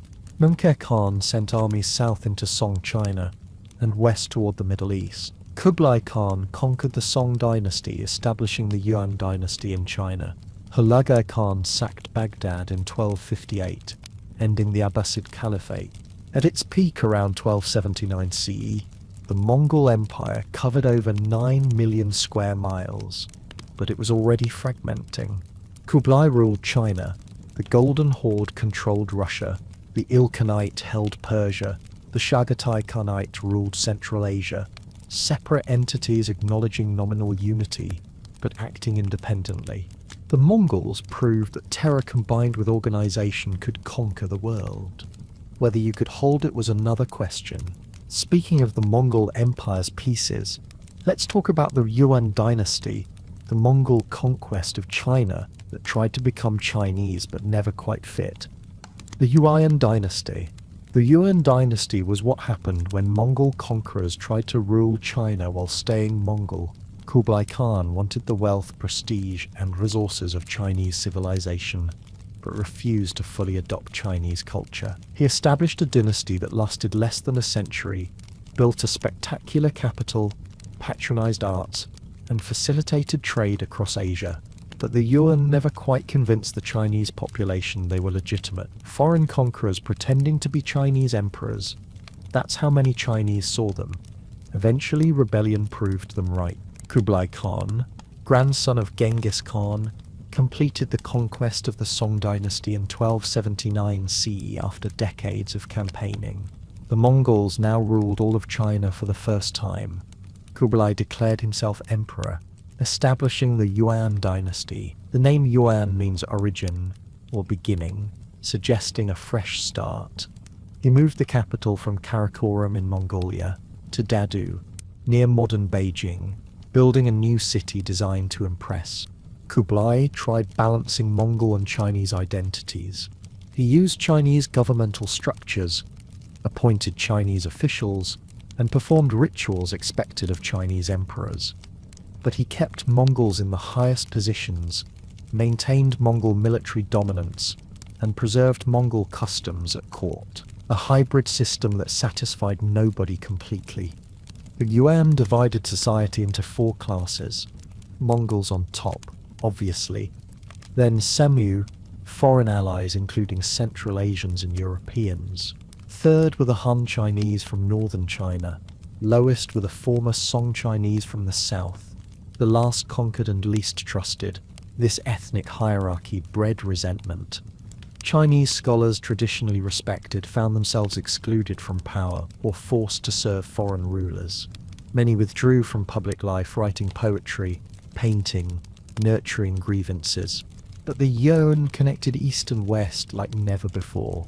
The Silk Road flourished under Mongol control. Merchants travelled safely from Europe to China because Mongol rule stretched the entire route. Marco Polo, the Venetian merchant, served in Kublai's court for years, later writing descriptions of China that fascinated and skeptical Europeans. Whether he actually went is still debated, but someone did. Many people did. Trade boomed. Kublai attempted invading Japan twice, in 1274 and 1281. Both invasions failed catastrophically. Typhoons destroyed much of the Mongol fleet both times. The Japanese called them kamikaze, divine winds, sent by the gods to protect Japan. Mongol invincibility had limits, apparently. After Kublai died in 1294, the Yuan dynasty declined. Weak emperors, court intrigue, inflation from printing too much paper money, natural disasters, all combined. The Grand Canal silted up, disrupting grain supplies to the capital. Famine spread. Rebellions erupted. The Red Turban Rebellion, led by peasant armies, grew into a full civil war. In 1368, rebel leader Zhu Yuanzhang captured Dedu. The lost Yuan emperor fled north to Mongolia. The Yuan dynasty ended. The Ming dynasty, proudly Chinese, began. The Mongols retreated to the steppes, their Chinese experiment over. Speaking of Mongol successor states, let's talk about the Chagatai Khanate, the Mongol realm in Central Asia that lasted longest and preserved nomadic traditions. The Chagatai Khanate. The Chagatai Khanate was the middle child of the Mongol Empire, sandwiched between the Yuan dynasty in China, the El Khanate in Persia. and the Golden Horde in Russia. It got the least attention, controlled the least wealthy territory, and lasted the longest in some form, which is ironic. While its siblings fought over rich, settled civilizations, the Chagatai Khanate ruled Central Asia, a region of deserts, mountains, and nomadic tribes. Not glamorous, but sustainable. Sometimes being less important means you survive longer. The Khanate was named after Chagatai Khan, Genghis Khan's second son, who received Central Asia when the Mongol Empire was divided in 1227 CE. The territory stretched from the Altai Mountains to the Amu Darya River, including parts of modern Kazakhstan, Uzbekistan, Kyrgyzstan, Tajikistan, and western China.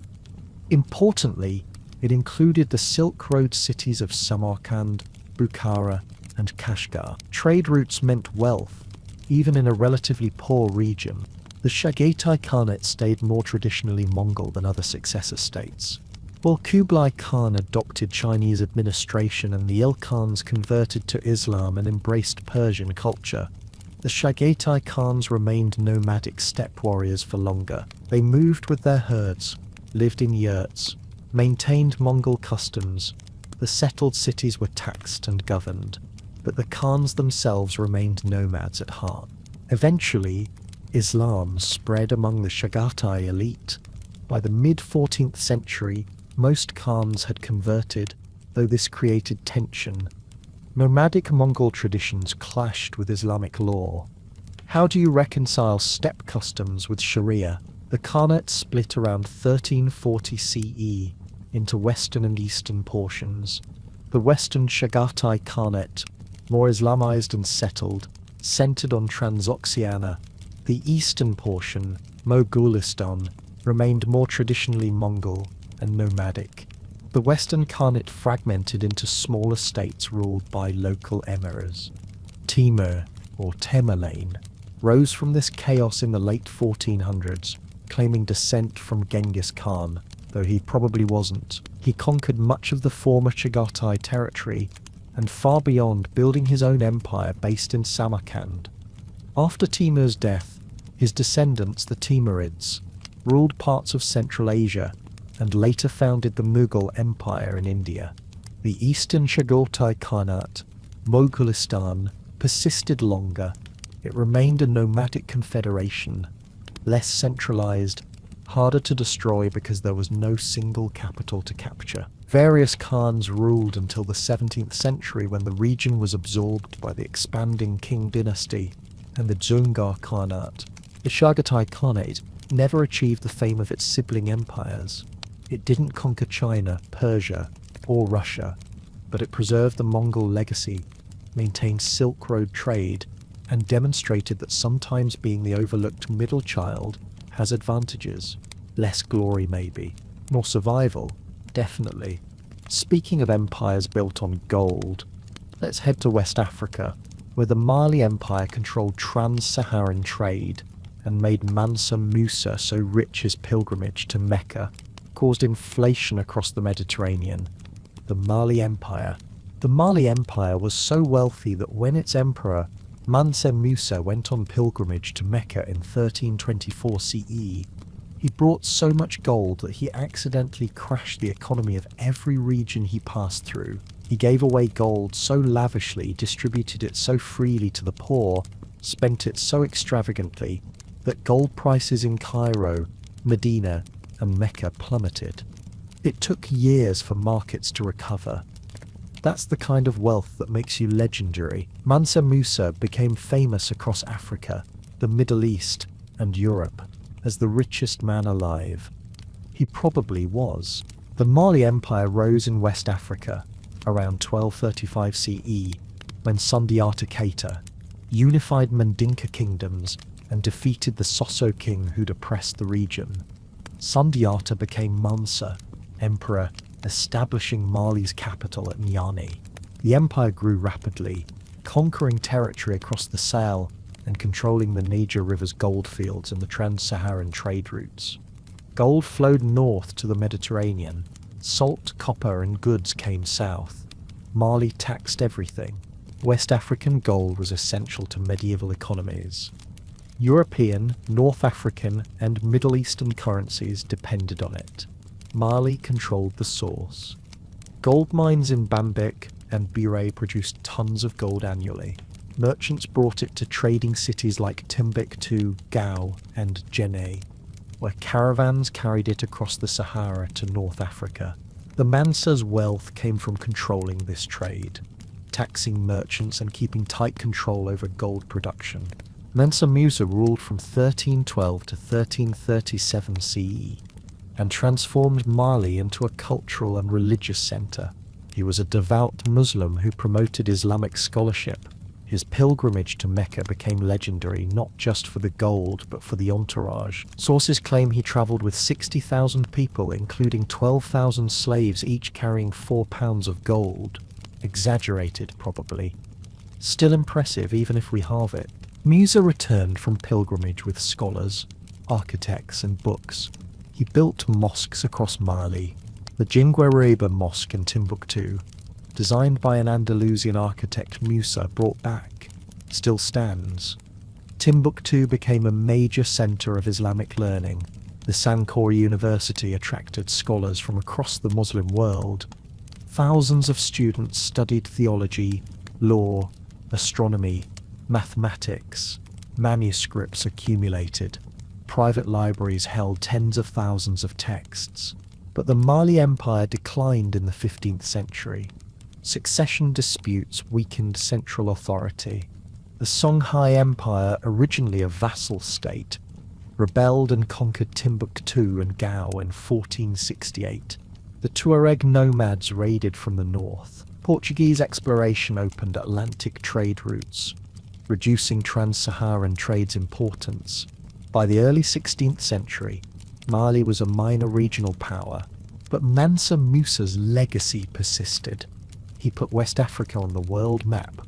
Literally, European mapmakers drew him on maps of Africa, sitting on a throne holding a gold nugget, a symbol of wealth, power, and a civilization Europeans barely understood. Speaking of Islamic powers responding to the Crusades, let's return to Egypt, where the Mamluks, former slave soldiers, built a sultanate that defeated Crusaders and Mongols. The Mamluk Sultanate. The Mamluk Sultanate was ruled by former slaves, which sounds like the setup for an inspirational story about overcoming adversity, but was actually a brutal, efficient military dictatorship that lasted over 2.5 centuries. The Mamluks, elite slave soldiers, overthrew their Ayyubid masters in 1250 CE and established a state that defeated the Mongols, drove the Crusaders out of the Holy Land, and controlled Egypt and Syria until the Ottomans conquered them in 1517. They proved that if you give slaves military training and weapons, eventually they'll use them on you. Mamluks were purchased as boys, usually Turkish or Circassian, from slave markets in the Black Sea region or Central Asia.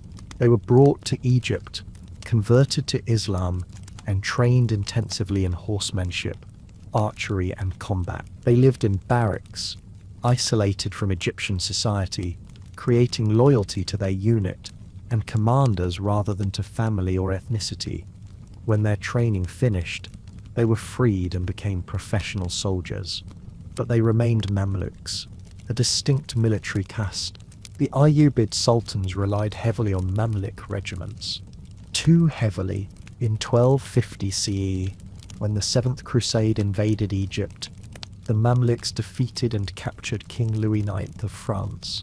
Shortly after, they murdered the Ayyubid Sultan and seized power. Shajar al-Dur, the Sultan's widow, briefly ruled before marrying a Mamluk commander who became Sultan. The Mamluk Sultanate began unusual in that it was never hereditary.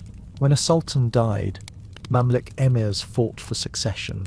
The strongest, most ruthless, or best connected won stability through constant competition. The Mamluks' greatest achievement was stopping the Mongols. In 1260 CE, the Mongol Ilkhanate invaded Syria after sacking Baghdad. They seemed unstoppable. Then at the Battle of Ain Jalut in Palestine, Mamluk forces under Sultan Qutuz and his general Baybars defeated the Mongols decisively. It was the first major Mongol defeat in 60 years. The myth of Mongol invincibility shattered. Qutuz was murdered shortly after by Baibars, who became sultan. Mamluk gratitude had limits. Baibars spent his reign crushing the remaining Crusader states. He captured Antioch, Jaffa, and numerous castles. By 1291, his successors had taken Acre, the last major Crusader stronghold.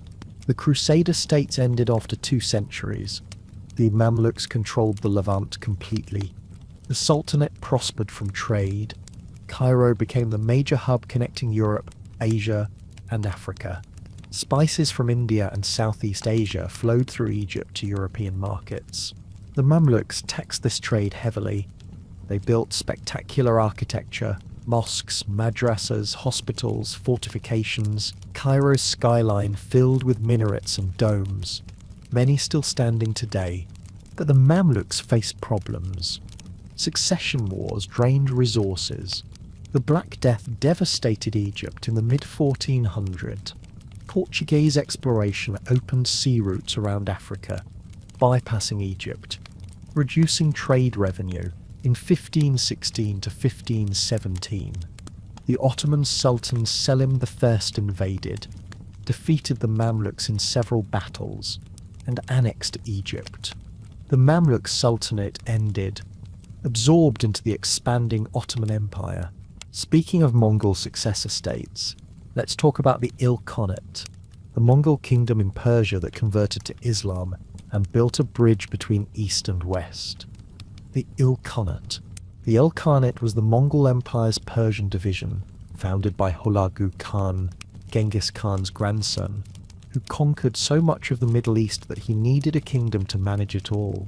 Hulagu sacked Baghdad in 1258, ending the Abbasid Caliphate, then carved out a realm stretching from Anatolia to Afghanistan.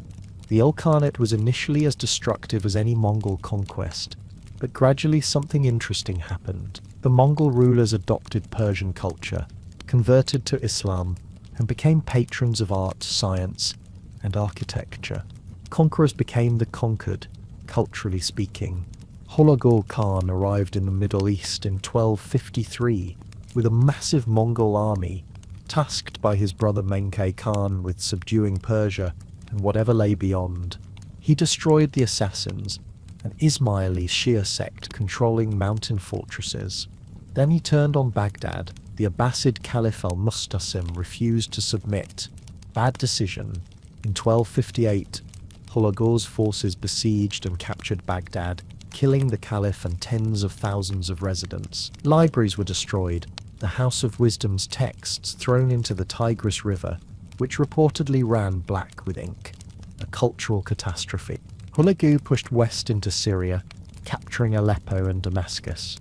Then the Mamluks defeated him at Ain Jalut in 1260, halting Mongol expansion. Hulagu withdrew to Persia, establishing his capital at Malagay in northwestern Iran. The Ilkhanate became one of 4 Mongol successor states, nominally subordinate to the Great Khan in China but effectively independent. The Ilkhans initially remained shamanist and Buddhist, religions common among Mongols, but they ruled a predominantly Muslim population. Gradually, Persian culture influenced them. Persian became the court language. Persian administrators ran the government.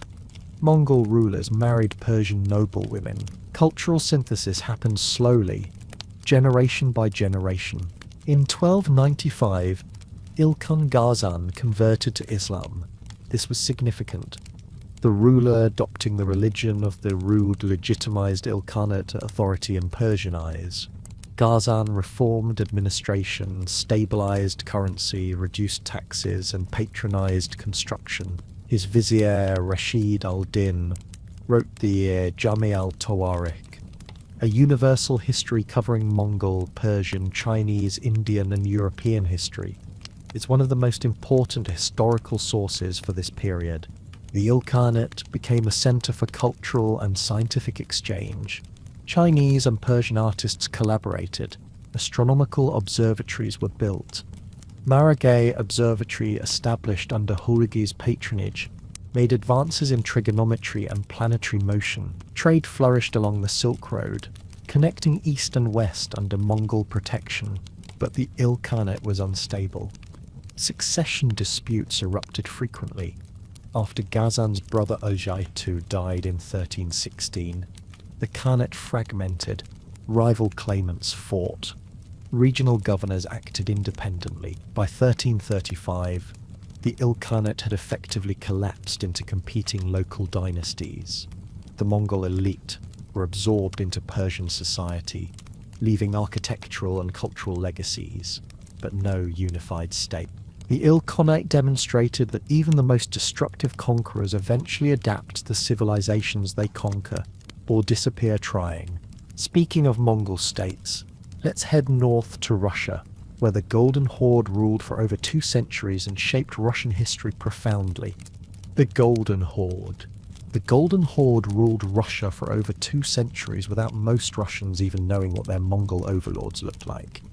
The Mongols didn't occupy Russian cities or directly govern territories. They just demanded tribute, showed up periodically with armies to remind everyone what happened to those who didn't pay, and left Russian princes to administer their own lands.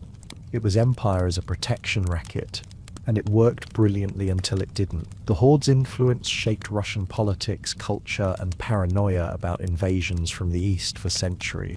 The Golden Horde emerged from Genghis Khan's western conquests. His grandson Batu Khan led Mongol armies into Russia in 1237 CE, conquering the fragmented Russian principalities with terrifying efficiency. Kiev, Vladimir, Ryazan, all fell. Cities were burned, populations slaughtered or enslaved. The Mongols continued west into Poland and Hungary, winning battles, terrifying Europe, then withdrew after the Great Khan died in 1241. They established their capital at Sarai on the lower Volga River, and settled into ruling their new territories. The system was elegant in its simplicity. Russian princes kept their thrones and governed their principalities, but they acknowledged the Khan as overlord and paid annual tribute. The Khan issued patents, yarliks, confirming princes in their positions. Princes competed for these patents, travelling to Sarai to pledge loyalty, offer gifts, and undermine rivals. The Khan played them against each other, maintaining control through divide and rule. Moscow's princes became particularly skilled at this game, eventually using Mongol backing to dominate other Russian cities. The Horde converted to Islam under Khan Berke in the mid-13th century, though they remained tolerant of other religions. Russian Orthodox Christianity was protected. Churches were exempt from taxation. The Khans understood that antagonizing religious institutions caused rebellions, and rebellions were expensive. Trade flourished under Mongol rule. The Silk Road reached its peak. Sarai became a cosmopolitan city with merchants from across Eurasia. Italian traders established colonies on the Black Sea coast. Goods flowed between east and west. The Pax Mongolica, Mongol peace, made long-distance trade safer than ever before. But the Golden Horde weakened in the 14th century. The Black Death devastated the population around 1346. Succession disputes fragmented authority.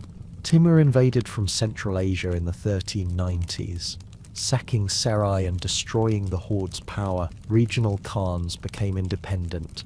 The Crimean Khanate, the Kazan Khanate, the Astrakhan Khanate, all broke away. Moscow grew stronger as the Horde declined. In 1480, Ivan III refused to pay tribute. Khan Akhmat marched on Moscow, but the two armies faced each other across the Ugra River, and neither attacked.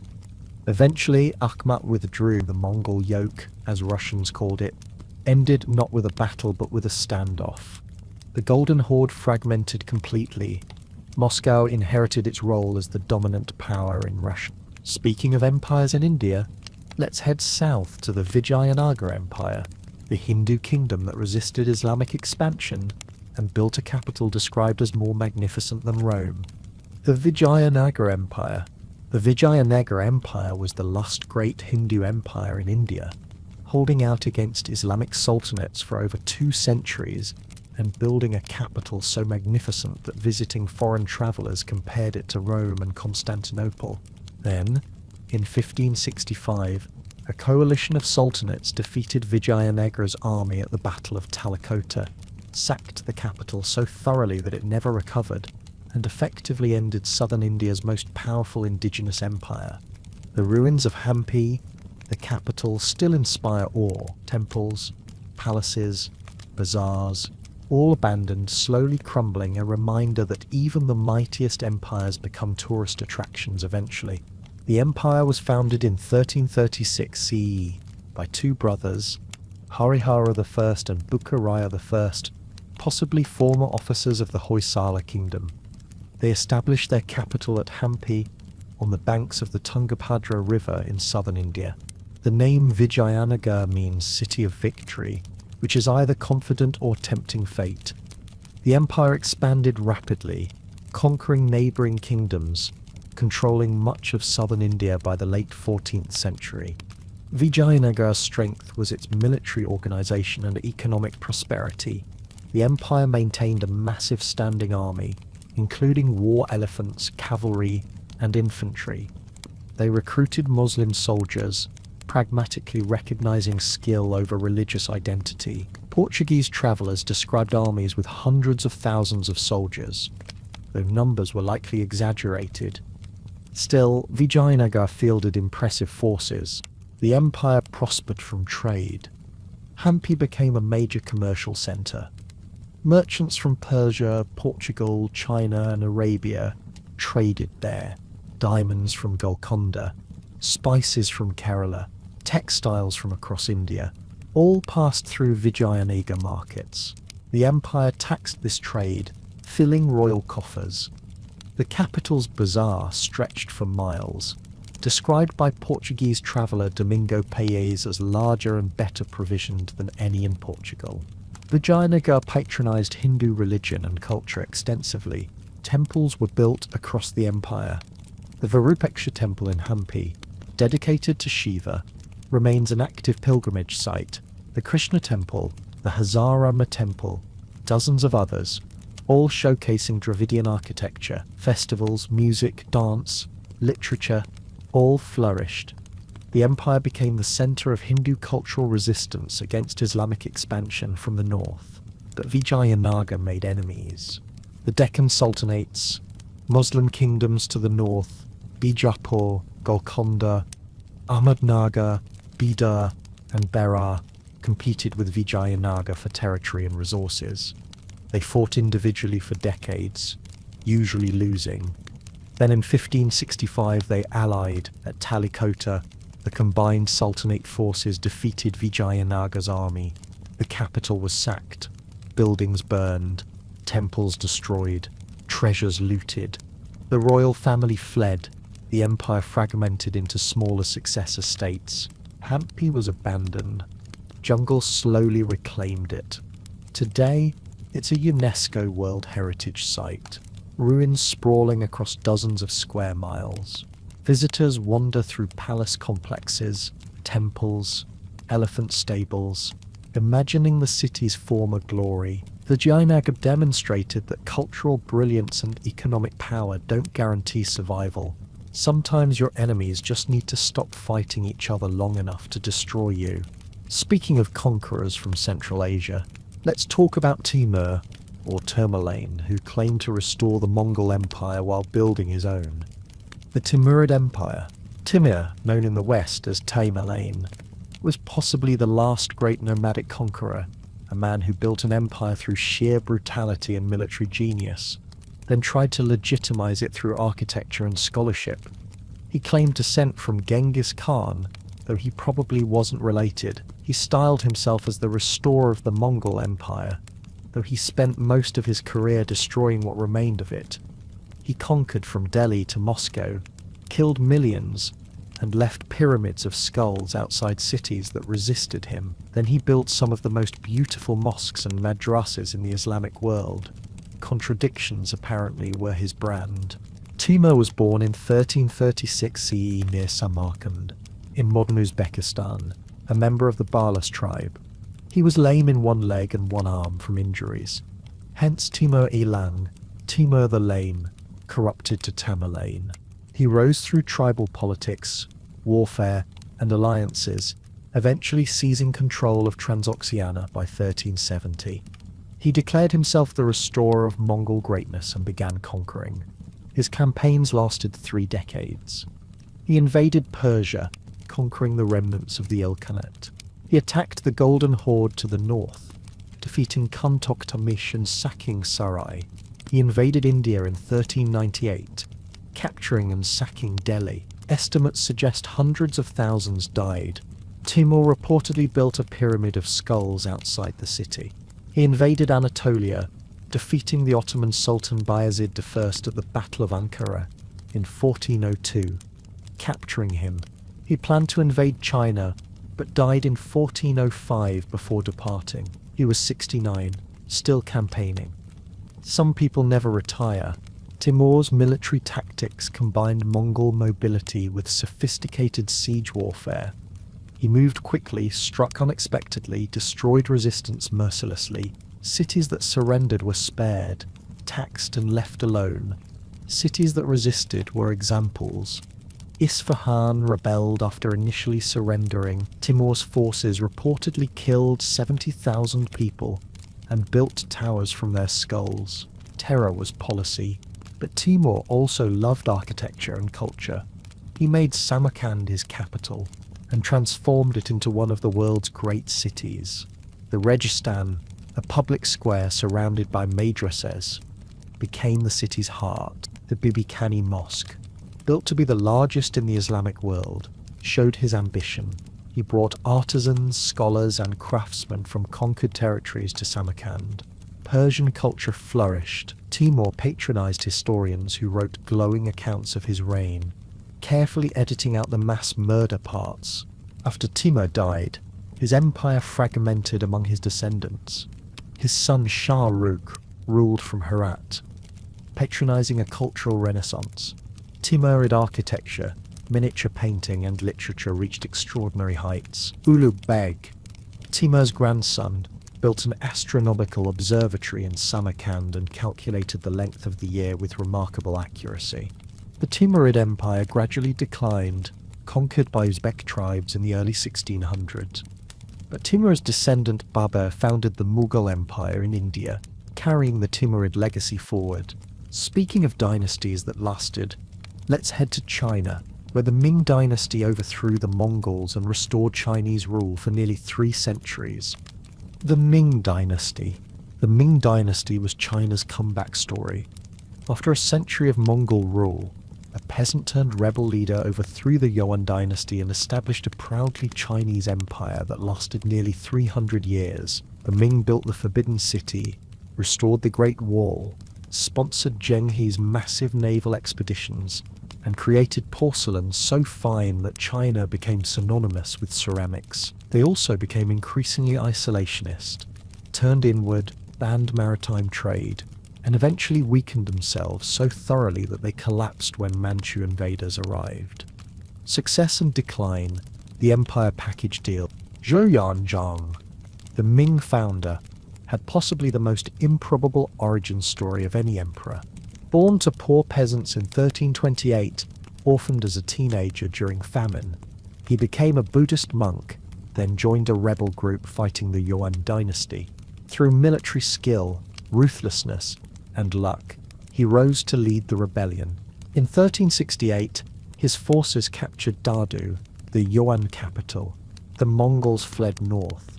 Zhou Yanzhang declared himself the Honghui Emperor, founding the Ming Dynasty. The name Ming means brilliant or bright, a not so subtle contrast to the dark Mongol rule. Honghui was paranoid, brutal, and effective. He centralized power, eliminated rivals real and imagined, conducted purges that killed tens of thousands of officials, and micromanaged governance obsessively. He also reformed land distribution, reduced taxes for peasants, and rebuilt infrastructure destroyed during the rebellions.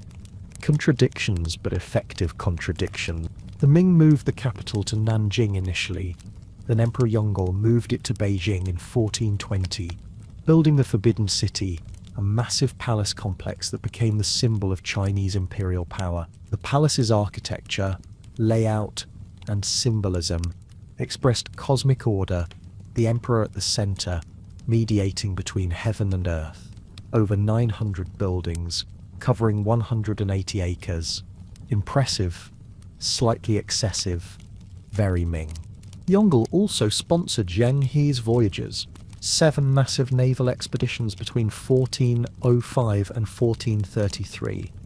Zheng He commanded fleets with over 300 ships and 27,000 men, the largest naval expeditions in history until that point. They sailed to Southeast Asia, India, the Persian Gulf, East Africa, distributing gifts, collecting tribute, demonstrating Ming power. Then abruptly the voyages stopped. The court decided they were too expensive, unnecessary, and encouraged dangerous foreign influences. China turned inward, the ships were dismantled, maritime trade was restricted. This isolationism weakened the Ming gradually. Pirates raided coastal cities. Japanese invasions of Korea in the 1590s drained Ming resources, helping their ally. Internal corruption spread. Famines and peasant rebellions erupted. In 1644, rebel forces captured Beijing. The last Ming emperor hanged himself.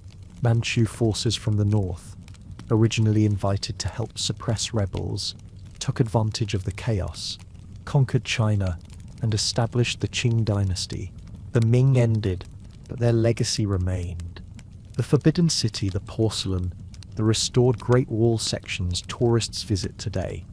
All Ming achievements. A dynasty that proved Chinese civilization could thrive after foreign conquest, but also showed that turning inward eventually leaves you vulnerable.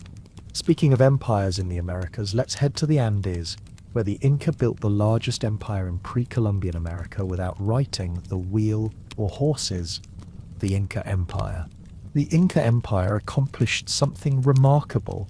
They built the largest empire in the Americas, stretching from Colombia to Chile, connecting it with thousands of miles of roads, all without writing, without wheels, and without horses. They used knotted strings called quippers for record keeping, llamas for transport, and runners to carry messages across mountains. They built cities on impossible cliffs, terraced mountainsides into farms, and created an administrative system so efficient that the Spanish couldn't believe it when they conquered it. Then smallpox and steel did what efficiency couldn't prevent. The empire collapsed in a few years, destroyed by disease, internal civil war, and a small group of conquistadors with excellent timing.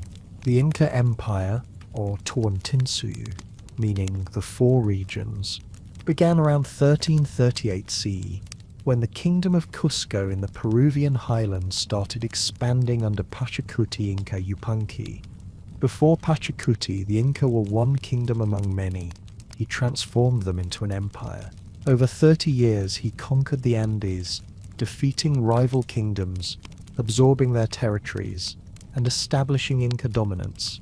His successors continued expanding north into Ecuador and Colombia, south into Chile and Argentina. By 1530, the empire controlled over 2 million square miles and ruled 10 to 12 million people. The Inca road system was extraordinary. Over 25,000 miles of roads connected the empire, crossing deserts, mountains, rivers. Suspension bridges made from woven grass spanned canyons. Runners called chasquis carried messages in relay, covering up to 150 miles per day. The Sapa Inca, the emperor, could communicate with distant provinces within days. Fresh fish from the coast reached Cusco, high in the mountains, within 2 days. Logistics without wheels, just human feet and organizational brilliance. The Inca didn't have writing, but quippers recorded information. Knotted cords in different colors, knot types, and positions encoded data. Tax records, census information, possibly even historical narratives. Spanish chroniclers noted that quipper cum Mayux, the record keepers, could read these strings accurately. Unfortunately, most quippers didn't survive, and we've only partially deciphered them. An entire administrative system encoded in knots, mostly lost. The empire required labour service, called mutta. All able-bodied men owed work to the state, building roads, terraces, temples, serving in the army. In exchange, the state provided food during famines, redistributed resources, maintained order, a reciprocal system, at least in theory. The Inca didn't use money. The state controlled production and distribution. Socialism before the word existed, though calling it that might be anachronistic. Then came the Spanish. Francisco Pizarro arrived in 1532 with fewer than 200 men. The empire was in civil war, Atahualpa having just defeated his brother Huascar for the throne. Pizarro captured Atahualpa, demanded a room filled with gold as ransom, received it, then executed him anyway.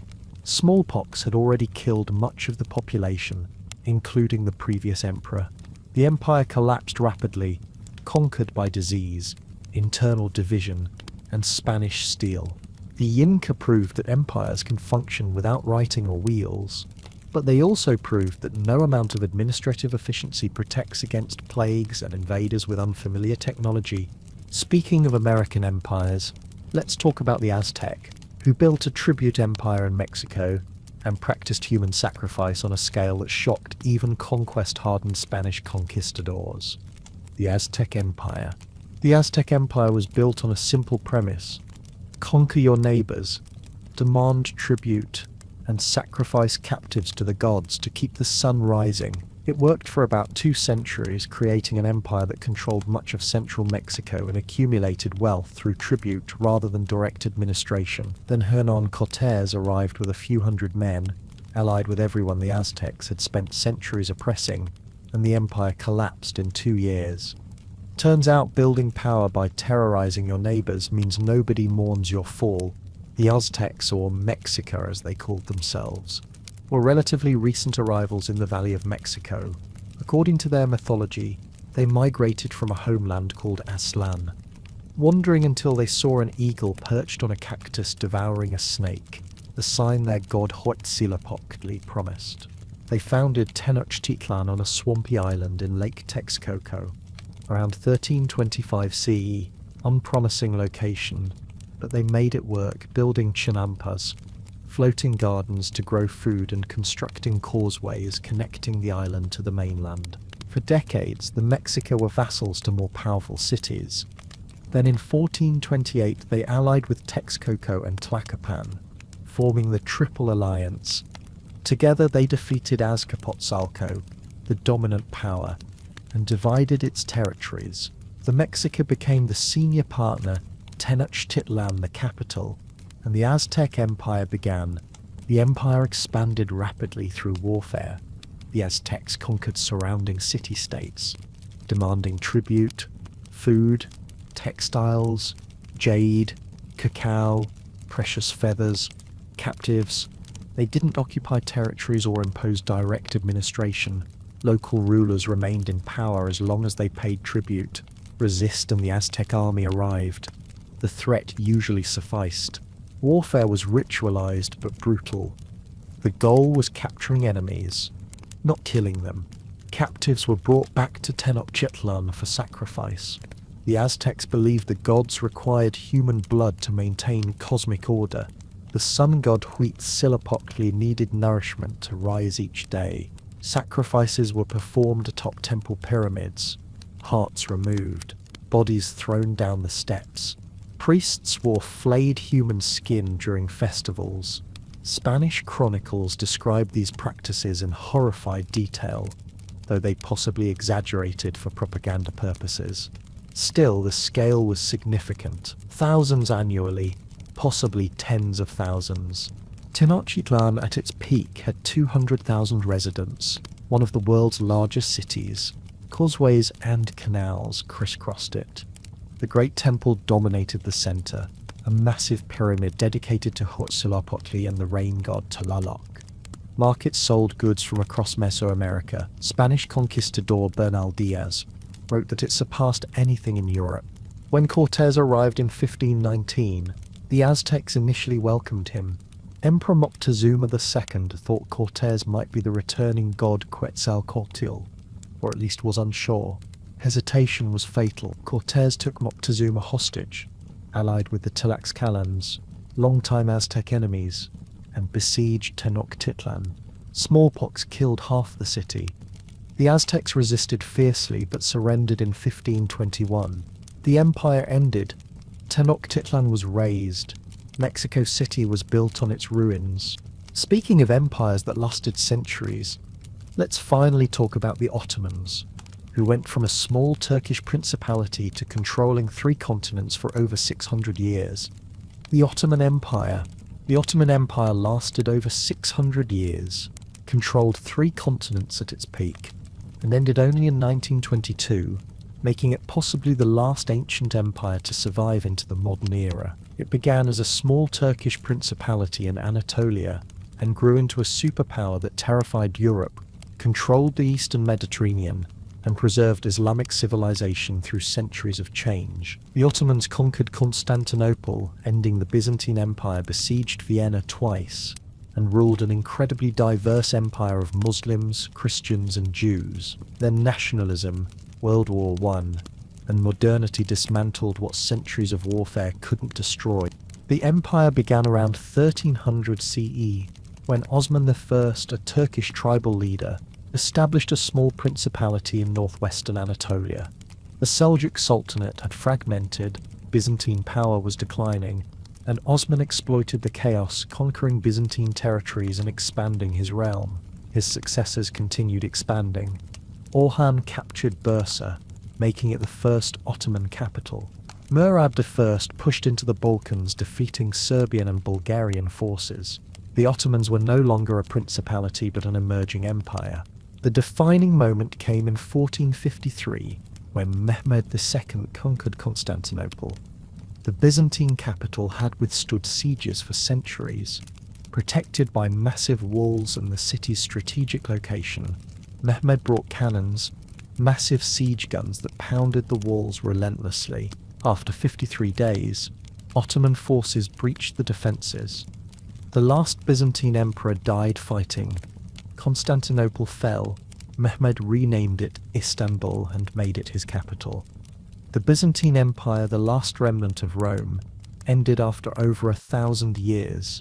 The Ottomans reached their peak under Suleiman the Magnificent, who ruled from 1520 to 1566. He expanded the empire into Hungary, besieged Vienna in 1529, controlled North Africa, the Red Sea, and the Persian Gulf.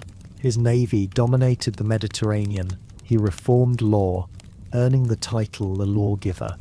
He patronized architecture, commissioning the architect Sinan, who built hundreds of mosques, bridges, and public buildings. The Süleymaniyye Mosque in Istanbul rivals any building in the world for beauty and engineering. The Ottoman system governed diverse populations through the millet system, granting religious communities autonomy. Christians and Jews lived under their own religious laws, paid extra taxes, and were generally left alone.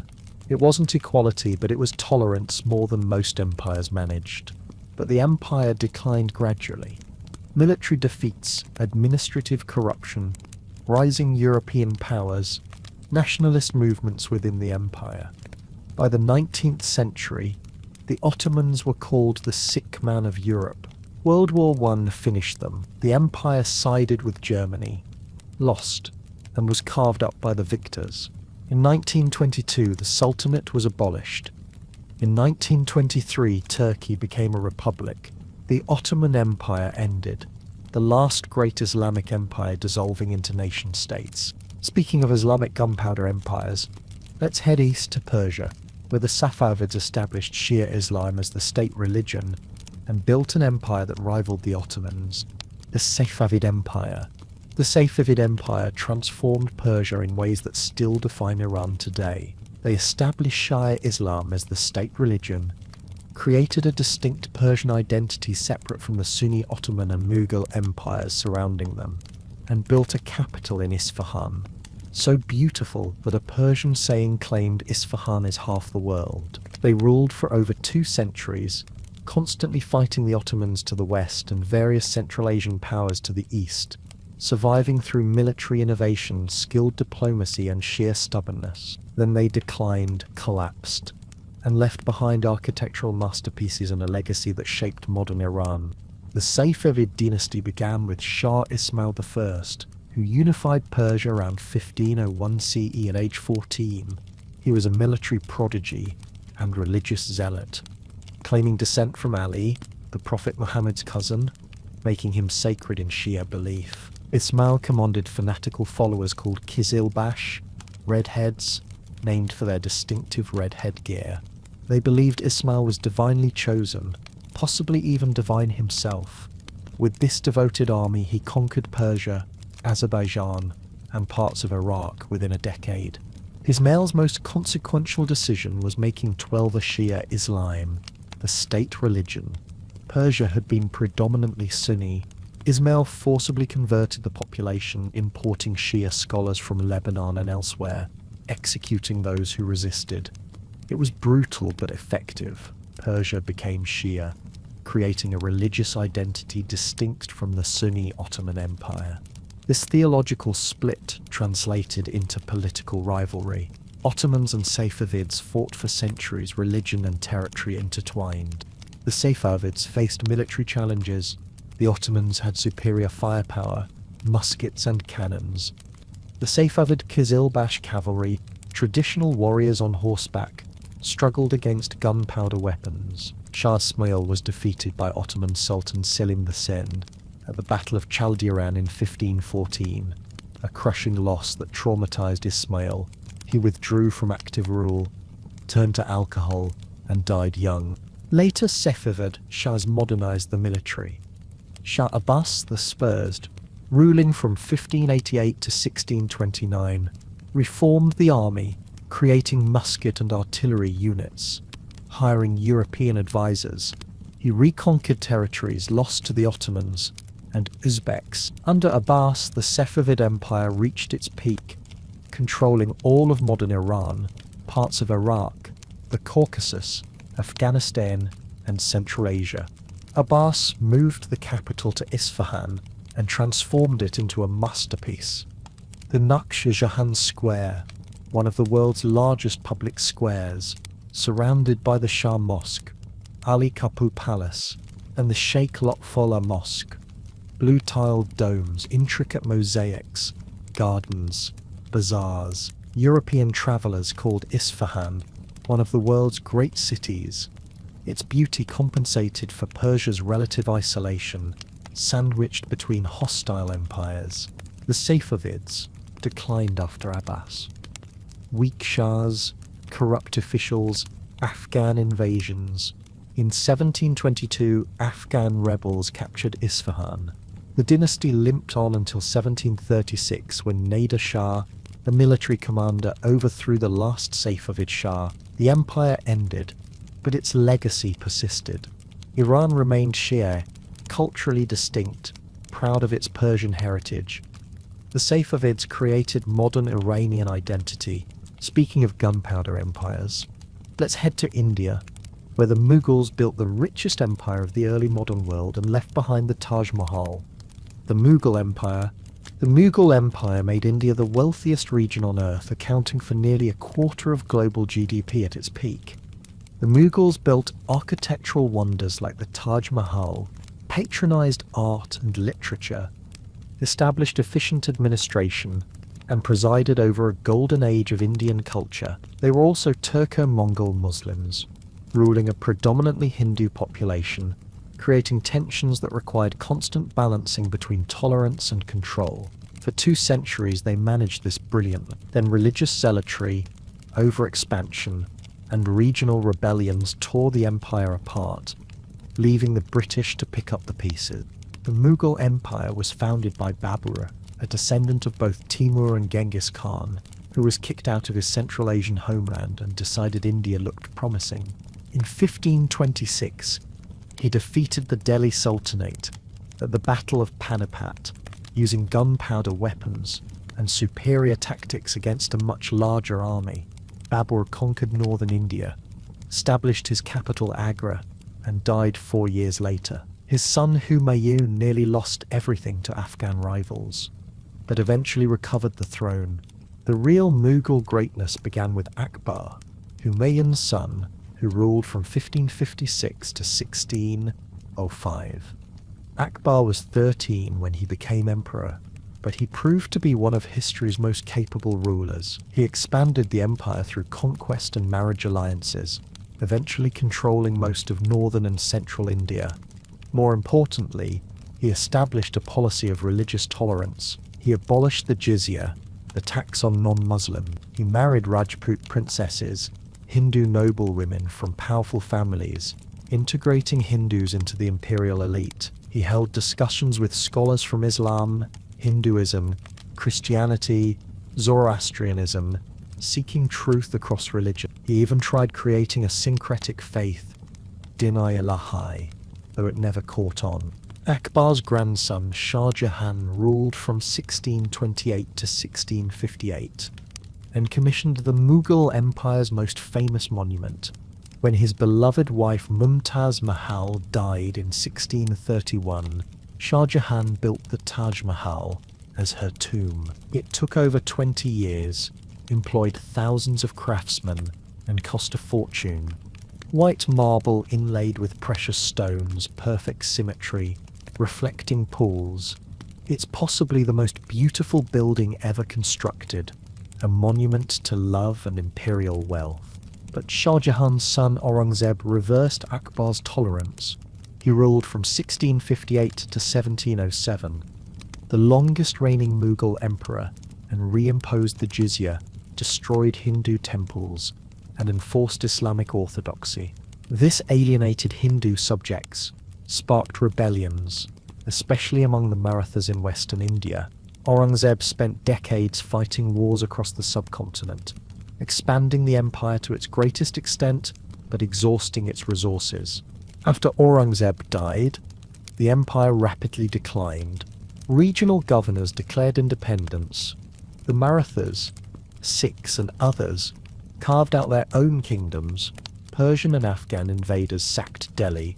By the mid-18th century, the Mughal emperor controlled only Delhi and its surroundings. The British East India Company gradually took over, reducing the Mughal emperor to a powerless figurehead. The last emperor, Bahadur Shah II, was deposed after the Indian Rebellion of 1857. The Mughal Empire ended, replaced by British colonial rule. Finally, let's talk about the Qin Dynasty, the last imperial dynasty of China, ruled by Manchus who conquered China and expanded it to its greatest territorial extent before collapsing into revolution. The Qin Dynasty.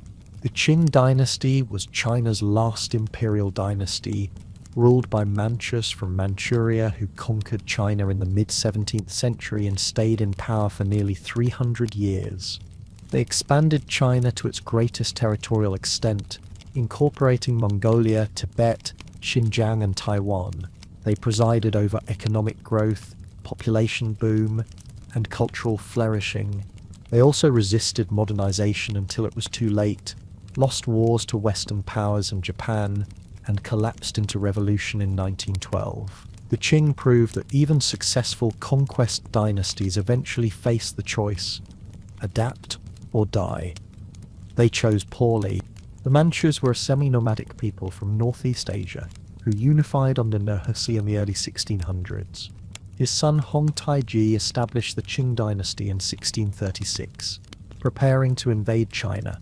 The opportunity came in 1644 when the Ming Dynasty collapsed under rebel attacks. Ming General Wu Sangui, defending the border, made a fateful decision. Rather than fight the rebels alone, he invited the Manchus to help. The Manchus came, defeated the rebels, and kept marching. Within decades, they controlled all of China. The Manchus were a tiny minority ruling over 100 million Chinese. They maintained their distinct identity through strict policies. Manchus couldn't marry Han Chinese. They maintained separate military units, the Eight Banners, They forced Han Chinese men to adopt the Manchu hairstyle, shaving the front of the head and braiding the back into a queue. Resistance meant execution. The queue became a symbol of king rule, humiliating to many Chinese, but enforced brutally. But the king were pragmatic. They adopted Confucian governance, maintained the civil service examination system, and portrayed themselves as legitimate Chinese emperors, not foreign conquerors. The Kangxi Emperor, ruling from 1661 to 1722, was particularly successful. He crushed rebellions, conquered Taiwan, expanded into Mongolia and Tibet, patronized Chinese culture, and became one of China's most admired emperors despite being Manchu. The Qianlong Emperor, ruling from 1735 to 1796, expanded the empire further, conquering Xinjiang and asserting control over Tibet. The Qing Empire reached its greatest extent. Larger than any previous Chinese dynasty, China was wealthy. Its population doubled to over 300 million. But Qianlong also became arrogant, dismissive of Western trade requests. When Britain sent Lord Macartney to establish diplomatic relations in 1793, Qianlong rejected the overture, seeing no need for foreign goods or ideas. This attitude proved disastrous. By the 19th century, Britain and other Western powers had superior military technology. The Opium Wars, 1839 to 1842 and 1856 to 1860, humiliated China. The king lost, ceded Hong Kong, opened ports to foreign trade, and paid reparations. Internal rebellions, particularly the devastating Taiping Rebellion from 1850 to 1864, killed tens of millions. The king attempted reforms, but too late. Defeat by Japan in 1895 shocked China. The Boxer Rebellion in 1900 brought foreign intervention. In 1911, revolution erupted. The last emperor, Puyi, abdicated in 1912. The Qin Dynasty ended. China became a republic, ending over 2,000 years of imperial rule. The Age of Empires had finally concluded in China, joining the rest of the world in the uncertain modern era. And with that, our journey through 6 empires comes to a rest.